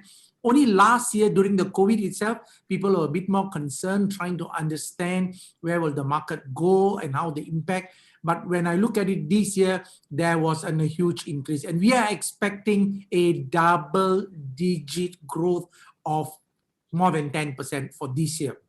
So generally speaking, today we are at the all-time high. Yeah, that's as far as the landed property price index is concerned. I will let Calvin bring into the next slides to give a better understanding of the price movement. Yeah, but I think before we go to the next slides, I just want to share one point here is that generally, if you look at the landed market here, is that even though there is always up and down, right? But actually, eventually, it will still go all the way upwards because of the supply and demand, and also more and more people desire to have a bigger piece of land and a bigger, more space in a sense. So that's the reason why people are taking advantage in terms of upgrading too. So if you look at the volume also has actually gone up compared to the last year and the year before in terms of the volume. Maybe Ismail, you want to touch on a little bit more about certain parts? Yeah, I think if you look at it as far as the volume is concerned, this year alone for the first 9 months, we have got 2,615 units being sold. But most interestingly, maybe I will bring back to some of the overall volume that has taken place. In fact, this year we are going to expect about 3,500 units, and this is going to be in the last 10 years high. If you look at it since 2010, and obviously the numbers were 11 and 12 was about 3,000. Thereafter, it all dwindled because of the TDSR, total debt servicing ratio. When people want to own a second property, then they have got difficulties because of additional stamp duties, loan to value. But right now, if you look at it, for the first 9 months, it's 2,615. And again, the terrace houses have done exceptionally well. In fact, if you look at all segments, the terrace houses for the first 9 months is 1,491, and semi-detached 755, and as well as the detached houses. So where are we heading? Strong volume. Yeah. Why so? Why people are now suddenly excited about landed properties? I think Bernard did ask a question. Has COVID has got some impact on these things? the fact that people are working from home and they need more space. Landed home does provide space. Actually, if you look at it from a per square foot, it is a value proposition. Landed property, a huge value proposition. But what is the main stumbling block is the quantum that not many people can afford. Yeah, I mean, that much I would like to stress upon at this juncture. Yeah. Okay, thank you. I think one of the questions that got brought up was on prices. So do you see the price trend continuing its upward trajectory, or do you think we are at its peak? Okay, I mean, if I touch on that, maybe if I can show price points of overall, I'm not so sure whether average unit price point. This is definitely a very, very interesting slide where I think the 500 over of the participants from the Zoom and as well as all the Facebook followers and so on, you look at 2005. If you look at the detached house, semi-detached house and terrace houses, and we are talking about a mere 15 years ago, okay, the average per square foot of the houses were only 400 plus, 420. The bigger the house is lesser, the smaller the house is slightly higher, 474. And then if you move on to 2009, what has happened in just another 4 years? The price from the 400 in 2009 all has moved up closer towards the 700 mark. Okay, within after 3 years, it's all about the 700 mark. And then you move another 2 years later, if you look at it in year 2012. Now we are looking at all the prices coming to the 1,100 mark. And slowly thereafter, 2013 was the total debt servicing ratio. Therefore, from 2013, 14, 15, 16, 17, the market just dwindled. I mean, I won't say dwindle. It was just moving, meandering around about the same price. That's why if you look at the price point, even on top was just about the same. But then look at now 2021. The prices have moved to the new prices of hitting 1,391, almost is going to be 1,004. The inter-terrace are already 1,004. And this we are only talking about the average of the whole of Singapore. I'm not going into the OCR or the RCR or the cost central region. Then the question here is, Bernard, you're asking, is there an upside to the property prices of the landed? Then I ask this question, what is the average price of the condominiums? What is the average price per square foot of other developments, either resale or new launches? And therefore, when you look at it in terms of the price of the landed properties, I think they are still very, very decent. In fact, the average price of the OCR outside the central region, 99-year leasehold condo is already $1,590. And we are talking about average unit prices of a landed property is only 1,003 to 1,004. And if you ask me why there is definitely an upside to the landed property in terms of price increment, two reasons. Number one, limited supply. Number two, we cannot forget the fact that there are also newly minted citizens who will look at landed property as a price asset to enter. Yeah, I mean, these are some of the reasons why I'm still confident. Looking at a trend of 15 years, property prices of the landed has been in the upward trend. I think Bernard actually mentioned just now, Bernard mentioned that will the price still continue to go upward in a sense, right? Maybe I just want to add in the sense that if you look at the detached house, you're talking about semi-D and terrace between the 2013 versus the 2021, in terms of so many years, about 8 years, the time frame is about 8 years, prices has actually so-called inch up. If you look at the detached, it's probably about $100 per square foot. But you look at semi-D, it's only like $50 per square foot. So generally, only the terraces house. Why terraces house actually move so much higher? Of course, mainly also because of more affordability. So the question is, I think people will be thinking, is it still worthwhile to enter the market? I think this is something that more people are looking at it because they see that the prices has gone up. So is it still worthwhile to enter the market in terms of landed? If you can look at these particular charts, actually tell us only one thing. Landed is something that is not a lot. The supply is always not there. So no matter when the time frame that you are actually intending to buy, right? Eventually, if you have the long-term and holding power, if those people are interested in freehold, it's like a legacy plan. And generally landed, because of the supply is so low, prices will eventually goes up. But why is it that the volume of the transaction has been going up also? Mainly also because people are concerned, if I don't do anything now, will I still be able to own a piece of landed? If you look at some of the GCB prices has gone up so much, of course that's for the rich in a sense, right? But generally, it's also because everybody is concerned with TDSR in place. If I don't do anything now, will I still be able to own a piece? And why am I talking about the difference in terms of 8 years here, right? Actually, I'm just trying to let everybody understand.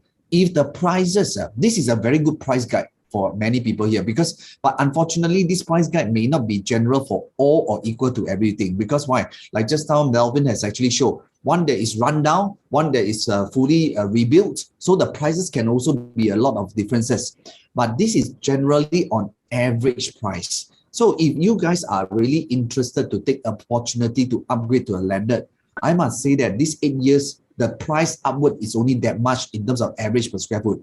If you still have a chance to go and own a landed property, and you probably can consider to go for it and look for one, because ultimately long-term wise, eventually landed still has a very strong upside. Because if you look at the condo, like what Ismail has mentioned, right? The condo mass market has already reached 1,007, 1,008 per square foot in terms of condo.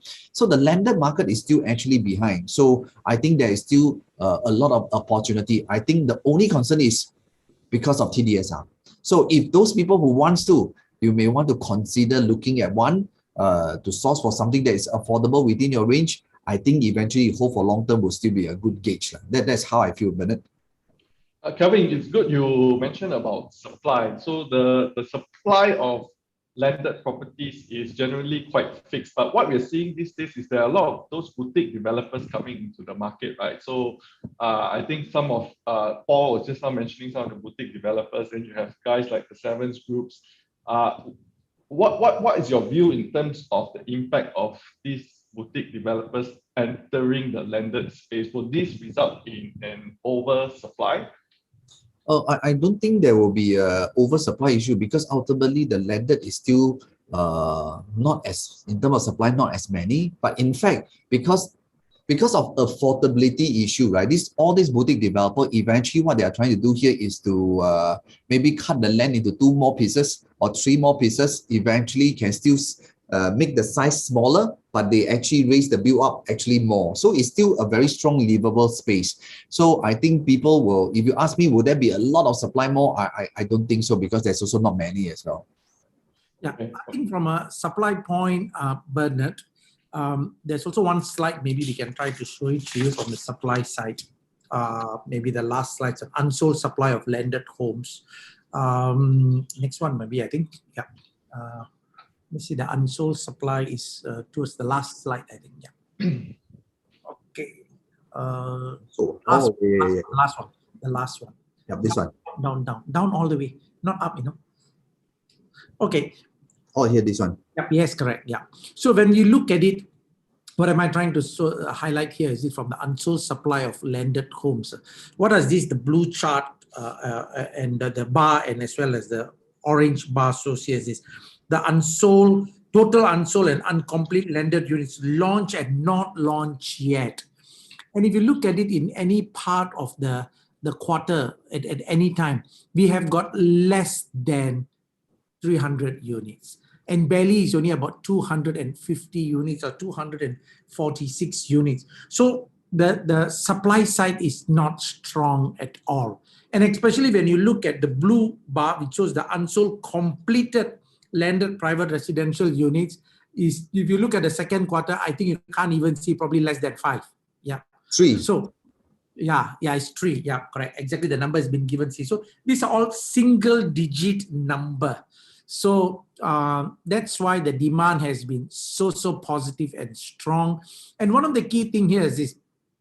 Government don't really hugely come out. You see, where do we get landed property in terms of the land sites?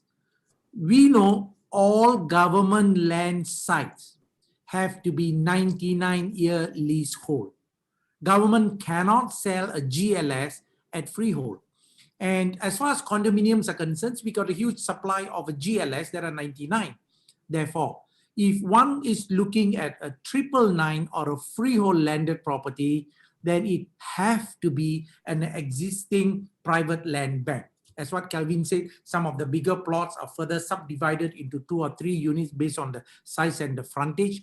Other than that, the supply really will not be enough to cater to the desires of a lot more Singaporeans and the newly minted citizens who want to have a piece of a land. You know, the feeling of, even if it is a small inter-terrace house of 2,000 square foot, just having a small garden to plant your rose plant or something like that, that you like, it makes you feel so comfortable and something at peace. And that's something people will always chase, and the demand is going to be strong.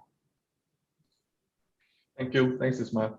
I mean, we have been looking about the landed market as a whole. Are there any particular areas in Singapore or any particular districts that you would like to point out to our investors that are tuning in, potentially prices in areas where prices have not gone up too much, where there could still be opportunities? Could you share some of these areas?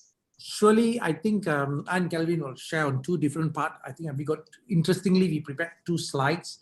These are some of the research done by our in-house research as well. But basically what this slide shows here is this, the top 10 districts for this year in terms of transactions, volume, and as well as values. So in terms of value, obviously District 10 is the most expensive. 191 transaction has been done with a value of 2.7 billion because there are many GCBs and all other things is been there.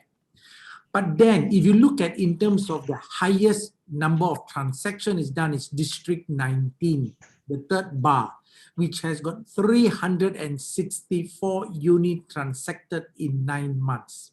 Yeah, and it goes down. See, one of the key things I would like to advise people here is this. When you're buying a landed property, is ideal. I'm not saying that you must. It is ideal to buy in districts that are very popular and more transaction take place, like District 15, okay, District 19, or if you look at it in terms of the District 28, Seletar, District 16, which is the Siglap area, the Bedok area, Upper East Coast, 174. Why I say that here is this.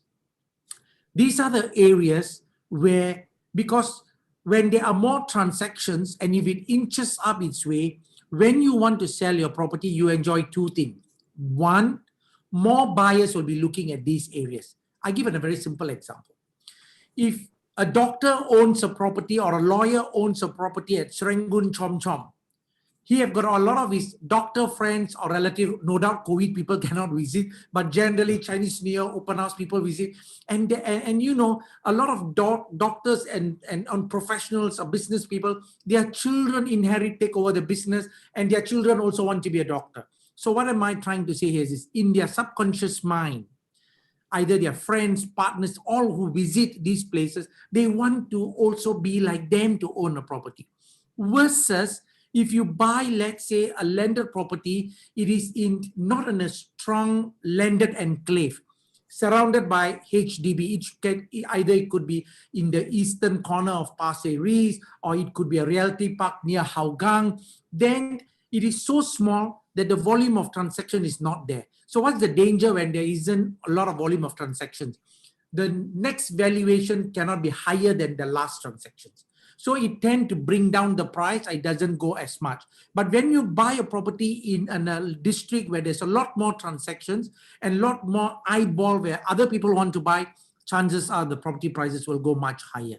I mean, this is just from a broad perspective for you to understand where you want to put your money. But on the other hand, you know, what District 15 or 16 or 19, definitely will be a little bit more pricier than some of those districts that is not as active in terms of sales. Yeah. Generally, also, Ismail, I think it's also because of the enclave area generally are all landed area. That's why the volume of transaction also generally are higher, because more people knows, everybody, I think most of the people think Serangoon Garden. That's why people are actually looking into, that's why the volume can be so high, because also the population over there is also higher and more upgraders as well. Yeah, no, you are right.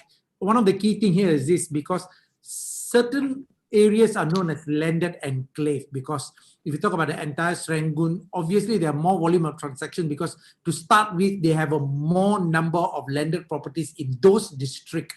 And that's why the activities are very much more stronger. In fact, the next slide, Bernard, I will just add on to the next slide by showing most affordable district in terms of average unit prices. So what we have done here is this: we just took for the first 3 quarters something that is as real as it is right now. So from this chart, you can see in terms of 2 things, district and the number of units have been sold, and as well as the average unit price. Therefore, you look at it, Jurong, District 22, there were 37 transactions done, and the average unit price is only $817. Why so? But then if you look at it in Jurong, there is this group of a huge cluster, I must say, a 99-year leasehold Westwood area. There's a few hundreds of our landed property. Does it give you the same lifestyle and the feel? I say yes. Whether it is 99 or freehold, you still can park the car, you have a small garden, you have the convenience, you have the space, you have the high ceiling, and everything it comes. But because it is 99, entry price is much lower from an affordable perspective. Then if you move upward, there are also freehold that you can get it either at Sembawang, or for that matter, even at as Seletar. Again, look at the average transaction price is only 1,171. And there were 200 transactions at District 28 has taken place. And when you look at 1,171 per square foot, is cheaper than the executive condominium entry price. So that's why we are very, very upbeat that landed is the way to go for those people who can afford. And it is a long term. Yep. But then the question, later part, probably we need to talk about whether is it 99 or freehold, that I'm not so sure like there's interest when people to ask. Maybe I'll stop here, and if there's anything else, Calvin and Bernard, you want to add on this? No, I mean, we can talk about that next. So one of the questions that came up repeatedly is, when it comes to buying landed home, I should be buying a freehold landed, right? I shouldn't be buying a 99-year landed. What is your response to that? Because I cannot say you cannot buy, shouldn't buy, because I do own a 99 landed and I do own a freehold landed. Yeah. So, Okay. but I mean, when I talk about a 99, it's because of Sentosa landed can only be 99. Therefore, I felt that it's okay to buy a 99, because only in Sentosa, a 99-year leasehold, foreigners can buy. Okay. As far as the mainland Singapore is concerned, foreigners are not able to buy a landed property unless with special approval, and that's not easy to be attained. Therefore, my advice will be, I won't say don't buy 99. Both have its advantages and disadvantages. One of the greatest advantage of 99-year leasehold landed here is entry-level quantum is cheaper. Yeah, versus a freehold, and the gap is, I must say, a fair bit of, probably as it could be as much as 30 to 35%. In some district can even be higher. Yep, that's as far as the 99-year leasehold in terms of entry level. But what is one thing that people need to be aware of here is, unlike a condominium, en bloc potential can be triggered as long as 80% of people agree, and therefore the condominium goes en bloc. But you have a landed 99, and assuming there are 50 landed properties in 3 streets, in order to do an en bloc, 100% of the people must agree. If 1% or 3% in between the streets are not agreeable to go on en bloc, then we are stuck with a lease decay. And the danger of a lease decay here is the estate look dilapidated because nobody is prepared to invest so much to rejuvenate the whole place. And over time, the prices start to dwindle. That means when you buy is reasonable, let's say, for example, you buy 2.5 million, you will still enjoy a price increment in the next 10, 20, 30 years, maybe even up to 40 years. The minute the lease started to come down below 60 years, 50 plus, 40 plus, then the legacy handing over, which is usually associated with a lender property, may be minimal in the case of a 99-year leasehold after some time. But a freehold is huge upside. The longer you hold, it's like a gold mine. So that's the major difference as far as I look at it from the 99 versus freehold.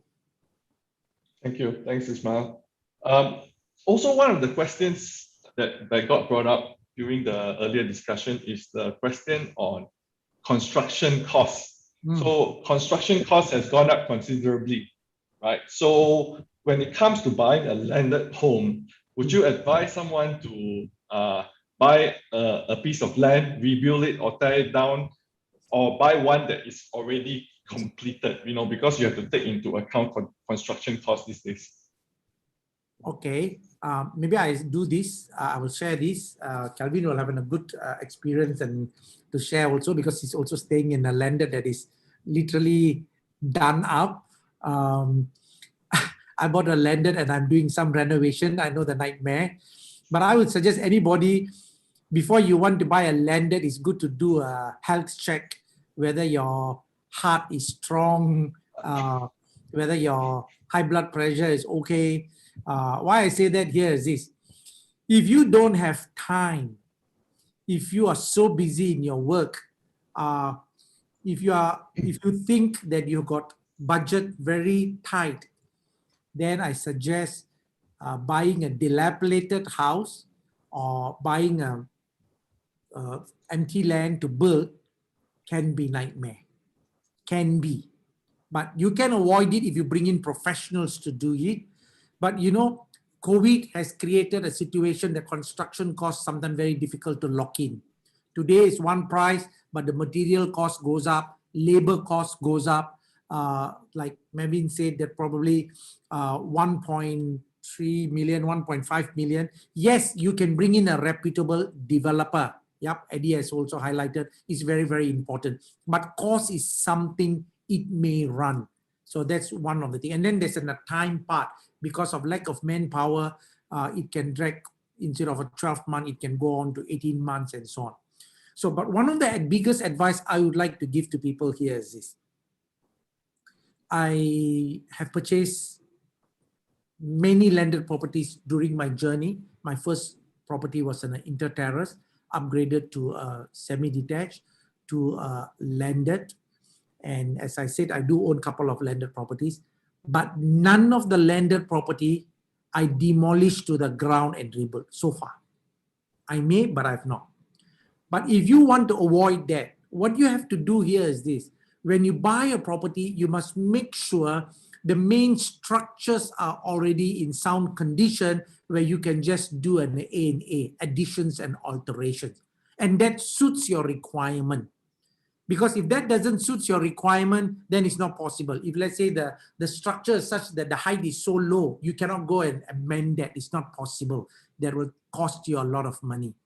The advantage of doing a complete demolish and build definitely give you huge leeway because you can totally plan and organize even a basement or whatever it is based on your budget. So you have to be very mindful because the cost is something not cheap. Yeah, I'll stop here first. Calvin, your experience on this?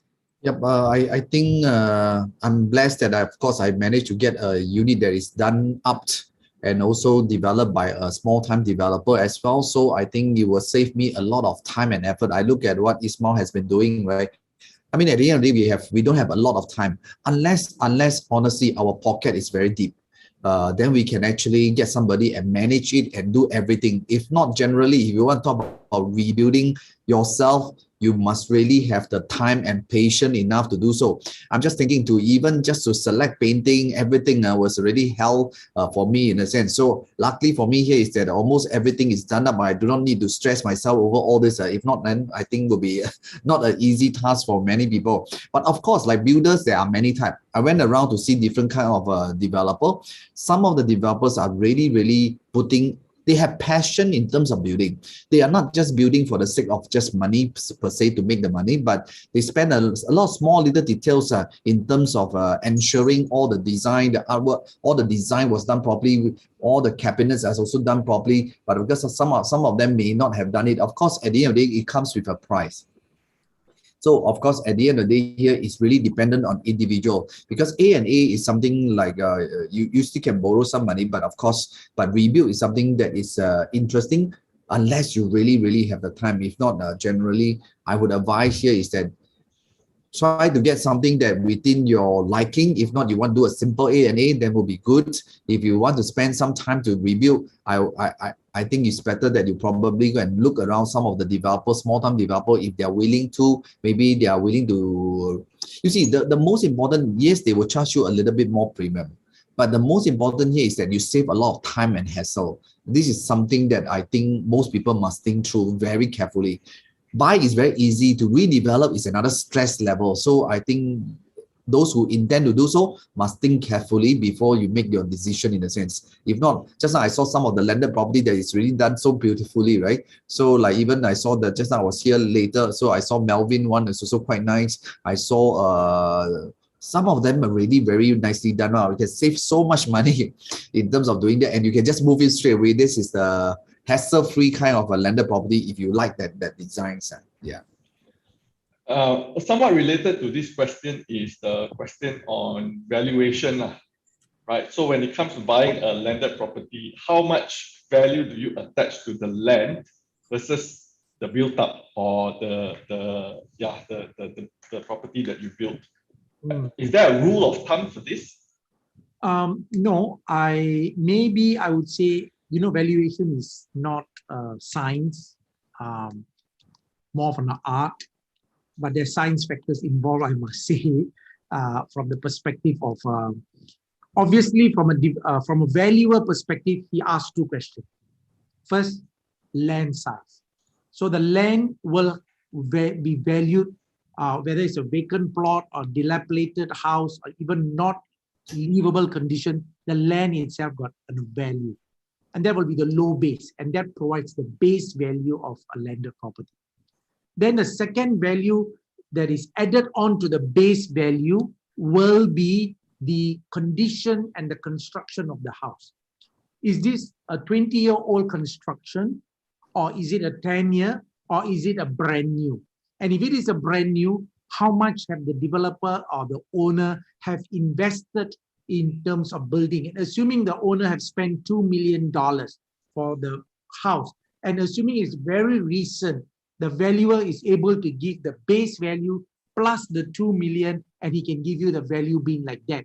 On the other hand, if the base value is X and the owner 10 years ago spent about, let's say, 2 million, and he take into consideration the usage of 10 years, and based on the current, he may add on about 1.5 million little depreciated value. So that's how the dynamics of a landed property valuation works.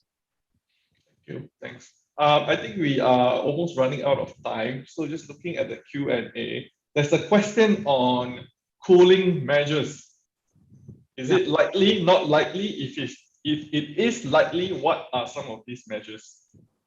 Okay, Bernard, I will take this because I've been looking at the numbers every day, and I was so happy when I went over the weekend to sleep so comfortably, because the good news was the third quarter, the price index only went up by 0.9%, less than 1%.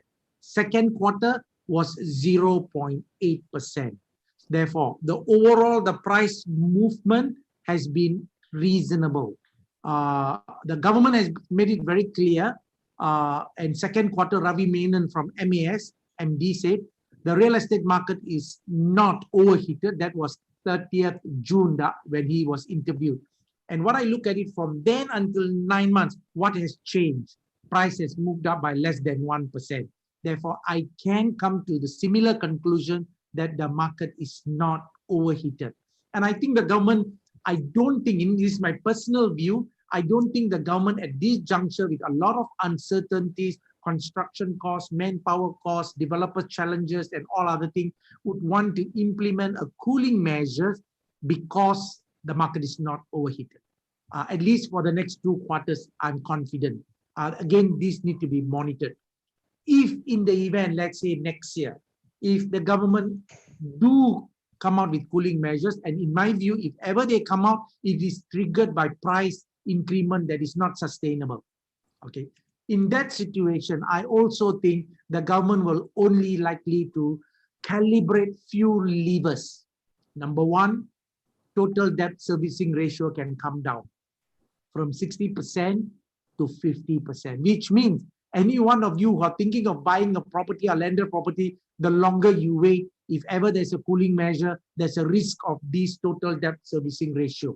That's possible. Number two, if at all the government, because of concern of economic uncertainty, may do some calibration of loan to value, especially if it is a second or third property, because the government do not want, authorities think that you shouldn't over leverage. Other than that, I am not thinking the government will ever want to increase further stamp duties, because our stamp duties are already at its brim that even you increase anything much, make not much sense. And this is just my opinion. Kelvin, anything to add to that? Personally, I find that even there is a cooling measure wise, I don't think it will affect the price generally so much, because the pandemic has already shown us very well that, very clear that, right, during the pandemic, the drop is only almost like 1% only. After that, it has rebounded in terms of the numbers. So it really tells us one thing, people who can afford to buy a property in today's market condition are actually people who can afford to hold on for long term.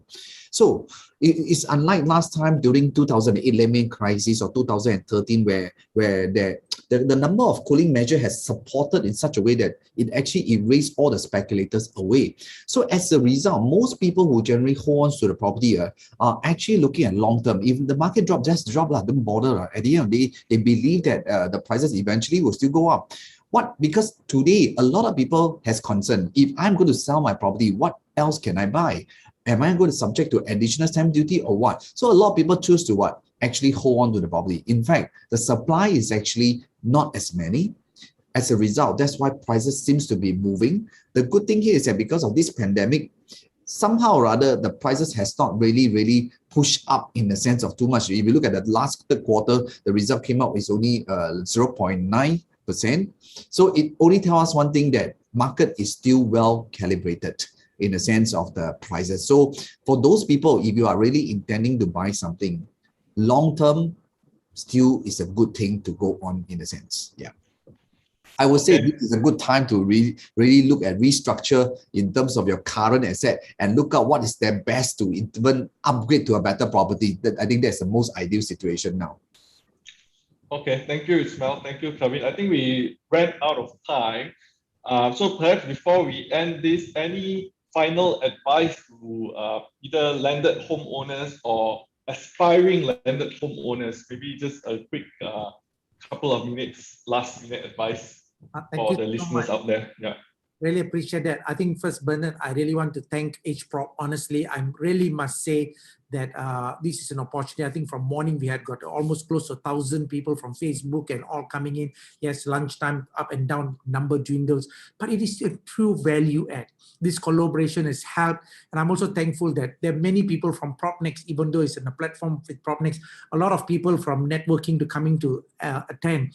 And I'm also happy to say the PropNex lender teams, here we share information, even though we got few other lender teams, but in terms of providing a platform was most enormous number of listings spearheaded by some of those people who shared Ratio, Andy Cheng, Jip Ng, Alex Ng, Ben Huang, and many others. I mean, people who come and shared, people like Melvin and so on.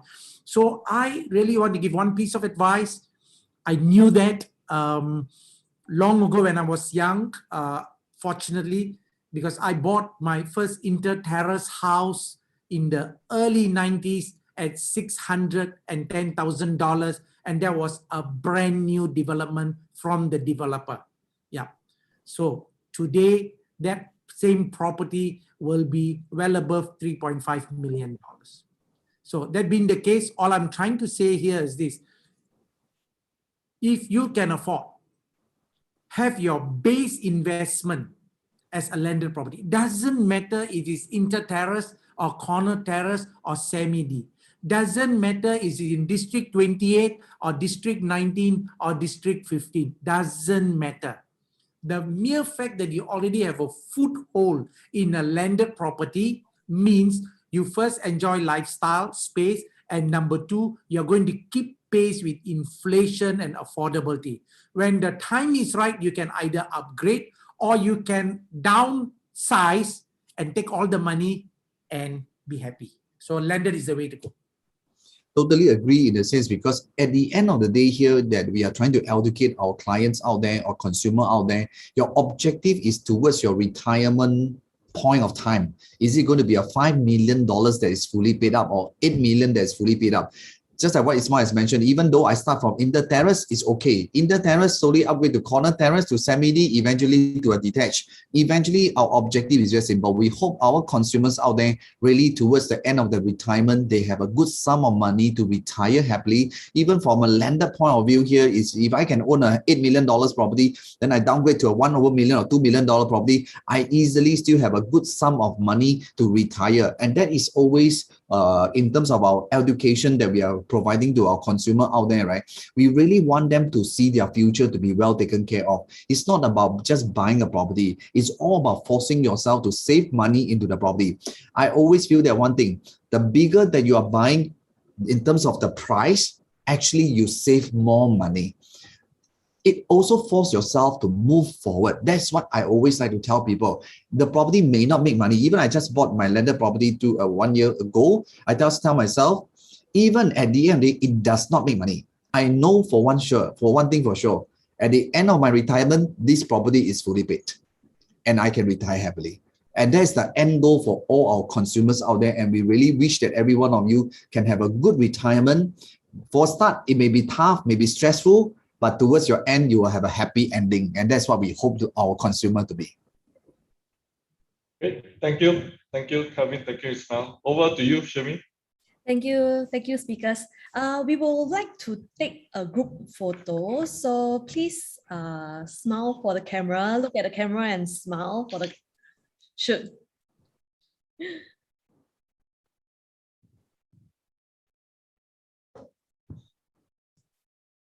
Is it okay, guys? Yep, done. Okay.